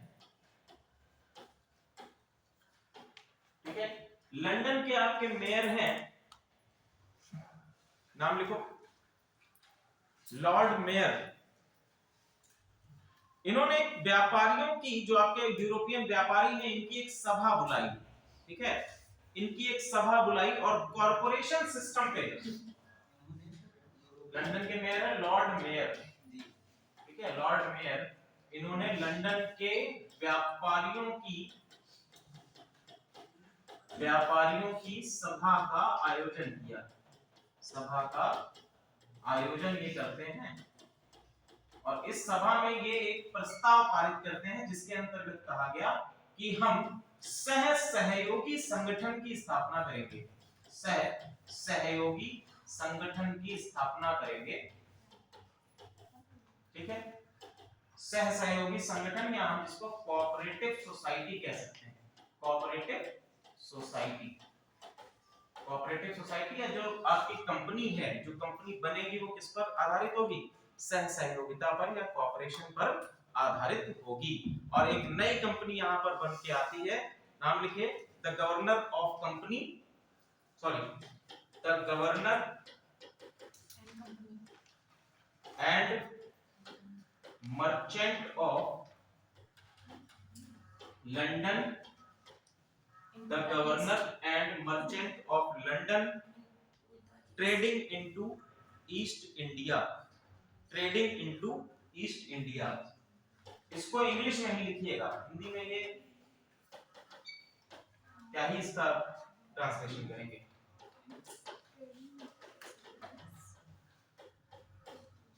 ठीक है, हिंदी में इसको कह सकते हैं कि पूर्वी भारत में व्यापार करने वाले लंदन के मर्चेंट्स। ठीक है, सॉरी, गवर्नर और व्यापारी। ठीक है, अब देखो अगली घटना क्या होती है। तो ये एक व्यापारियों का समूह बन गया। अब इस समूह को हम लोग जब आगे बढ़ेंगे तो 31 दिसंबर 1600 को एलिजाबेथ प्रथम के द्वारा एक फरमान जारी किया गया। एलिजाबेथ प्रथम ने कहा कि आप लोग जाइए और व्यापार कीजिए पूर्वी समुद्रों में। ठीक है, यानी अरब सागर का जो क्षेत्र है, हम लोग पश्चिमी समुद्र उसको कहेंगे अपने एस्पेक्ट में, जबकि उनके लिए क्या है, इधर का हिस्सा पूर्वी हिस्सा है। तो उन्होंने कहा जाइए आप पूर्वी समुद्रों में व्यापार कीजिए, और इसके अंतर्गत दो ऑफिसेस का निर्माण किया गया। पहला कोर्ट ऑफ प्रोप्राइटर्स और दूसरा कोर्ट ऑफ डायरेक्टर्स। ठीक है, तो इन्होंने कहा कि एलिजाबेथ ने दो चीजें बताई, तीन चीजें बताई कि पहला जो है कोर्ट ऑफ प्रोप्राइटर किसके पास रहेगी, प्रोप्राइटरशिप एलिजाबेथ के पास रहेगी, खुद अपने पास रखी। दूसरा इन्होंने कहा कोर्ट ऑफ डायरेक्टर्स बनेंगे, कोर्ट ऑफ डायरेक्टर्स बनेंगे। और तीसरी इस फरमान में था कि ये फरमान कितने वर्षों के लिए था, 15 सालों के लिए ये फरमान दिया गया था कि आप जाकर व्यापार कर लीजिए। ठीक है, यहां तक चलता रहा। ये कहानी आपकी चलती रहती है 1698 यानी 1698 तक इसी दशा में व्यापार चलता रहता है। 1698 में प्रिंस चार्ल्स आते हैं, चार्ल्स सेकंड, ठीक है। चार्ल्स सेकंड कहते हैं कि ये व्यापारी बड़ा मुनाफा कमा रहे हैं, तो मैं भी क्यों ना अपनी एक कंपनी खोल दूं। तो एक कंपनी इन्होंने खोली जिसका नाम था English company trading into east India, ठीक है। इन्होंने एक कंपनी खोली जिसका नाम रखा English company trading into east India, ठीक है। लेकिन कॉन्फ्लिक्ट तो होना ही था क्योंकि ये राजा की कंपनी है, ठीक है। व्यापारी क्या करेंगे, व्यापारी इसका विरोध तो कर नहीं सकते हैं, लेकिन ये चाहेंगे कि इसका विलय हमारे साथ में हो जाए और व्यापार जो है वो एक ही कंपनी के नाम से हो। और अब तक जो है जो फेज था, ये जो आपका फेज है 1686 से 1688 का फेज, ब्रिटिश संसद की बात कर रहा हूं। ब्रिटेन की अगर बात करें तो एक फेज आता है 1686 से 1688 में, ठीक है। इस फेज में हम देखेंगे कि यहां पर ब्रिटेन में संसदीय प्रणाली लाई जाती है। ब्रिटेन में पहली बार संसदीय प्रणाली लाई गई, ब्रिटेन में संसदीय प्रणाली लाई गई। और इस संसदीय प्रणाली के बाद जो है, संसदीय प्रणाली का मतलब आप लोग जान रहे हैं क्या होता है। संसदीय प्रणाली, भाई आप लोग चुप क्यों हो जाते हैं?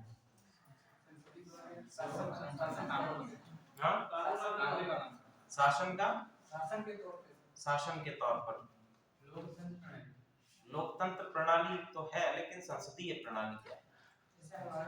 जैसे हमारे यहाँ ऐसे आंसर लिखोगे जैसे हमारे यहाँ, जैसे हमारे यहाँ होता है वैसे संसदीय प्रणाली तो उनके यहाँ नहीं होता है। तो बेसिकली अगर आपसे कोई क्वेश्चन किया जा रहा है संसदीय प्रणाली क्या है, तो यह सिंपल चीज बताओ कि संसदीय प्रणाली क्या है कि इसमें एक हेड ऑफ स्टेट होता है, उसके अंतर्गत एक गवर्नमेंट होती है, संसद होता है जिसमें दो सदन होते हैं, एक आपका लोकसभा है, एक आपका राज्यसभा है, या यहाँ पर लोकसभा राज्यसभा है। आप सीधे कह सकते हैं कि एक आपका उच्च सदन होता है, एक आपका लोअर सदन। तो इस तरह से आप बताइए ना, आप लोग यूपीएससी यूपीपीसीएस के स्टूडेंट्स हैं, अभ्यर्थी हैं, ऐसे मत आंसर किया करिए या कंफ्यूज हो जाते हैं, डर जाते हैं, सर ने क्वेश्चन पूछ लिया हम डर गए, अब कैसे बताएंगे इतना कठिन क्वेश्चन क्या है। तो अब देखिए यहाँ पर हमने कहा कि 1686 से 88 के मध्य लिबरलाइजेशन या हम कह सकते हैं लिबरल जो आपके हैं उन सोसाइटीज का प्रभुत्व हुआ और संसदीय प्रणाली इंट्रोड्यूस की गई ब्रिटेन में। संसदीय प्रणाली के उद्भव के बाद हम देखेंगे कि यहाँ पर राजा थे उस समय विलियम सेकंड, ठीक है, उनको बना दिया गया हेड ऑफ स्टेट, ठीक है। कौन थे? William second. इनको क्या बनाया गया, इन और इनकी पत्नी, इनको बना दिया गया हेड ऑफ स्टेट, राज्य का प्रमुख, जैसे कि हमारे यहाँ भी राष्ट्रपति होता है, ठीक है। लेकिन चूंकि हमारे यहाँ राष्ट्रपति की पावर्स उतनी नहीं है, उस समय इनकी पावर्स जो थी वो काफी ज्यादा थी हुआ करती थी। बाद में हम आगे देखेंगे कि 19वीं शताब्दी के मध्य में हम लोग देखेंगे कि ब्रिटेन में आपकी जो क्राउन की पावर है वो कम कर दी गई, ठीक है। चलिए यहां तक कहानी चल रही थी। 1702 में आते हैं लॉर्ड गोडोल्फिन, 1702 में आते हैं लॉर्ड गोडोल्फिन, ठीक है। ये वहां के शासक नहीं, जब इन्होंने जो आपका व्यापारिक सुधार नीति है उसको लेकर आए। इन्होंने कहा छोटी छोटी कंपनियां हैं, इन सबको क्या कर दो, मर्ज कर दो, इन सबको एक में मर्ज कर दो। और इसी के कारण एक कंपनी बनती है जिसका नाम रखा जाता है the United company of merchant of England, the United company of 1708 में ये कंपनी बनी, the United company of merchant of England, trading into east India. ठीक है, अब देखो पहले कंपनी का क्या नाम था, the governor and merchant of London trading into east India. अब सभी कंपनियों को मिलाकर एक कंपनी का निर्माण कर दिया गया, the United company of merchant of England trading into east India. यही हमारी क्या है, ईस्ट इंडिया कंपनी। अभी आगे हम देखेंगे कि इसको कैसे ईस्ट इंडिया कंपनी को एक चार्टर एक्ट आता है 1833 में, 1833 का चार्टर एक्ट है। ठीक है, 1833 का चार्टर एक्ट इसी कंपनी को क्या कह दिया गया, यही क्या है, ईस्ट इंडिया कंपनी है। और जैसे ही इसको ईस्ट इंडिया कंपनी कहा गया, उसके कुछ ही सालों के बाद हम देखते हैं कि इसको खत्म भी कर दिया। कब खत्म किया गया था, 1857 में। इसको एक नोट बनाकर लिख लीजिए, it is also known as John company. इसको जॉन कंपनी के नाम से भी जाना जाता है, इसको जॉन कंपनी के नाम से भी जाना जाता है। तो यहां तक तो हमने पढ़ लिया कि कंपनी बन गई है। ठीक है, 1600 में कंपनी बन गई। अब देखते हैं कौन आ रहा है सबसे पहले। तो सबसे पहले हम लोग देखेंगे जेम्स फर्स्ट राजा हैं, शासक हैं ब्रिटेन के। कौन है, जेम्स फर्स्ट।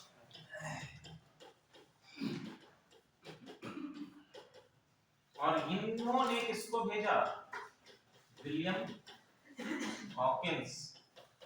विलियम हॉकिंस को किसके दरबार में भेजा, अकबर के दरबार में।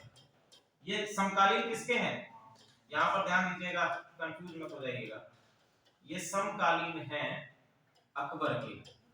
तो बेसिकली इन्होंने भेजा था विलियम हॉकिंस को अकबर के दरबार में, लेकिन विलियम हॉकिंस था थोड़ा सा आलसी व्यक्ति, या उसने ये सोचा कि हम जिसके दरबार में जा रहे हैं वो तो पर्शियन और फारसी भाषा जानता है, अरबी भाषा जानता है, तो थोड़े दिन हम बीच में कहीं रुक कर, तो ये मध्य एशिया में रुक गया कुछ दिन के लिए, मध्य एशिया में रुक गया। ठीक है, मध्य एशिया और तुर्की के क्षेत्रों में रुककर,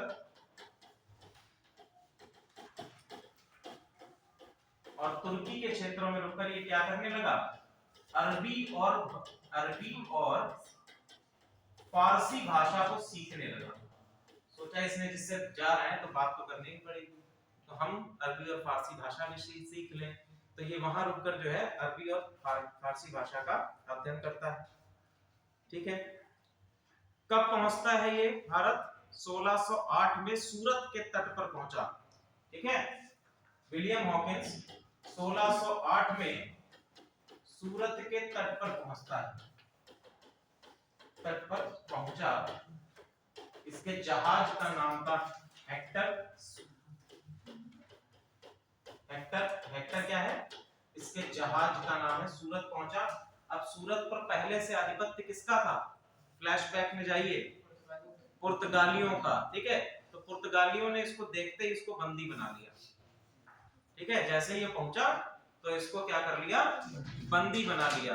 लेकिन फिर जो है किसी तरह से समझा बुझाकर इसने पुर्तगालियों से खुद को छुड़ाया और एक पास हासिल कर लिया। कहां तक के लिए, आगरा तक जाने के लिए। मैंने आप लोगों को बताया था कि जो पितोरिया सिस्टम है, पितोरिया सिस्टम के अंतर्गत पुर्तगालियों ने एक नीति बनाई थी कि कोई भी जहाज यदि पश्चिमी तट पर आएगा तो उससे क्या वसूल करेंगे, टैक्स वसूल करेंगे।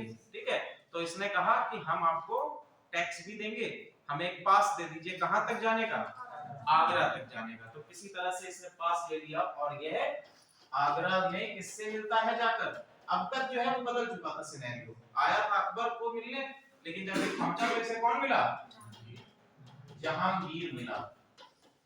ठीक है, इसको कौन मिला, जहांगीर मिला। अब देखिए जहांगीर से ये मिलता है 16 अगस्त 1609 को। 16 अगस्त 1609 को ये आगरा पहुंचा और वहां जाकर ये जहांगीर से मिला। ठीक है,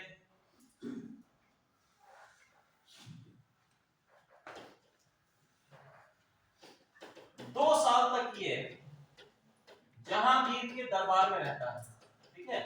2 साल तक ये जहांगीर के दरबार में रहा और दरबार में रहकर इसने जहांगीर को काफी ज्यादा पसंद किया और अंत में हम देखते हैं कि 2 साल के बाद जहांगीर ने कहा ठीक है सूरत में अपना कारखाना लगा जाओ भाई, लेकिन वहां बैठे थे पुर्तगाली, उन्होंने ऐसा करने नहीं दिया, ठीक है।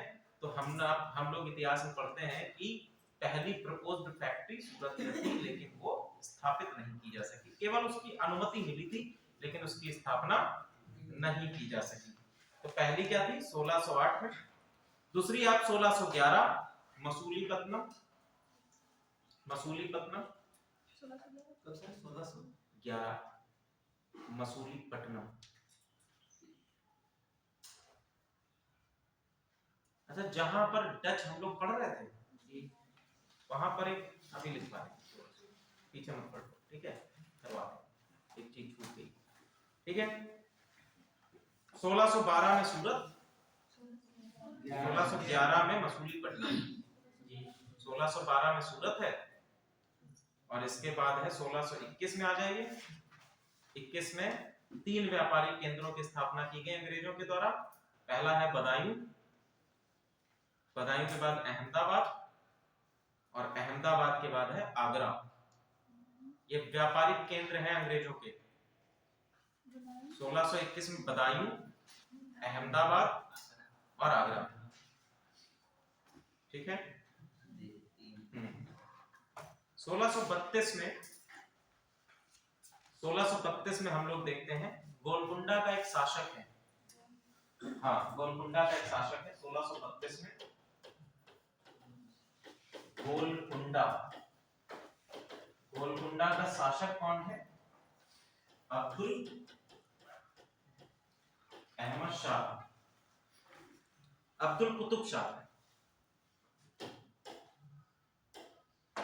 अब्दुल कुतुब शाह। इसने अंग्रेजों को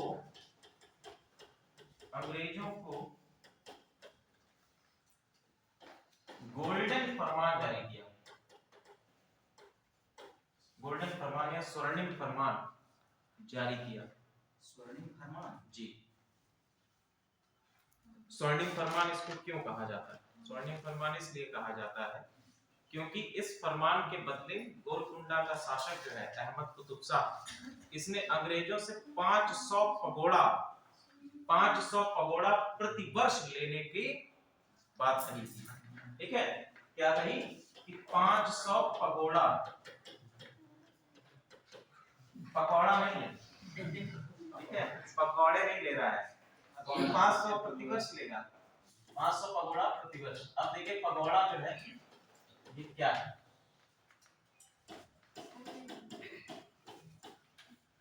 पगोड़ा ये कुछ नहीं है, सिक्के हैं, काहे के?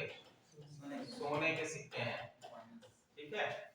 डच कंपनी के द्वारा, डच जो हमने आपको बताया था, डचों ने अपना एक व्यापारिक केंद्र बनाया था पुलिकट में, ठीक है। तो उसमें वो रह गया था, पुलिकट में लिख लीजिएगा कि इन्होंने एक टकसाल लगाई, टकसाल या जिसको मिंट कहते हैं, सिक्के छापने की एक जगह बनाई थी जिसको मिंट कहते हैं, टकसाल। यहाँ पर पगोड़ा निर्माण किया जाता है। ये आपसे क्वेश्चन पूछा जा सकता है, ठीक है। पुलिकट में एक पगोड़ा निर्माण की एक फैक्ट्री लगाई गई थी, किसके द्वारा? डचों के द्वारा लगाई गई थी, जो कि बेसिकली, ठीक है। और यही पगोड़ा सोने के हैं, तो सोने के सिक्कों के बदले फरमान दिया जा रहा है, इसीलिए इसको कहा गया गोल्डन फरमान। इस फरमान में कहा क्या गया है? इस फरमान में कहा गया कि गोलकुंडा के हर बंदरगाह पर आप बिना किसी कर दिए अपना व्यापार कर सकते हैं, ठीक है। गोलकुंडा के सभी बंदरगाहों पर बिना कर दिए व्यापार करने की छूट जो है ये प्राप्त करते हैं कौन? अंग्रेज प्राप्त करते हैं, ठीक है। चलिए यहां तक हम लोग पहुंच गए हैं, गोलकुंडा तक। अब नेक्स्ट क्लास में हम लोग चर्चा करेंगे क्या क्या चीजें हैं फ्रांसीसियों की, अंग्रेजों में और कैसे डेवलपमेंट हो रहा है, अंग्रेजों ने कैसे सत्ता को स्थापित किया है, नेक्स्ट क्लास में हम डिस्कस करेंगे, ठीक है। टिल देन आप लोग अपना ध्यान रखें, एग्जाम की तैयारी करते रहें, ठीक है। Very all the best.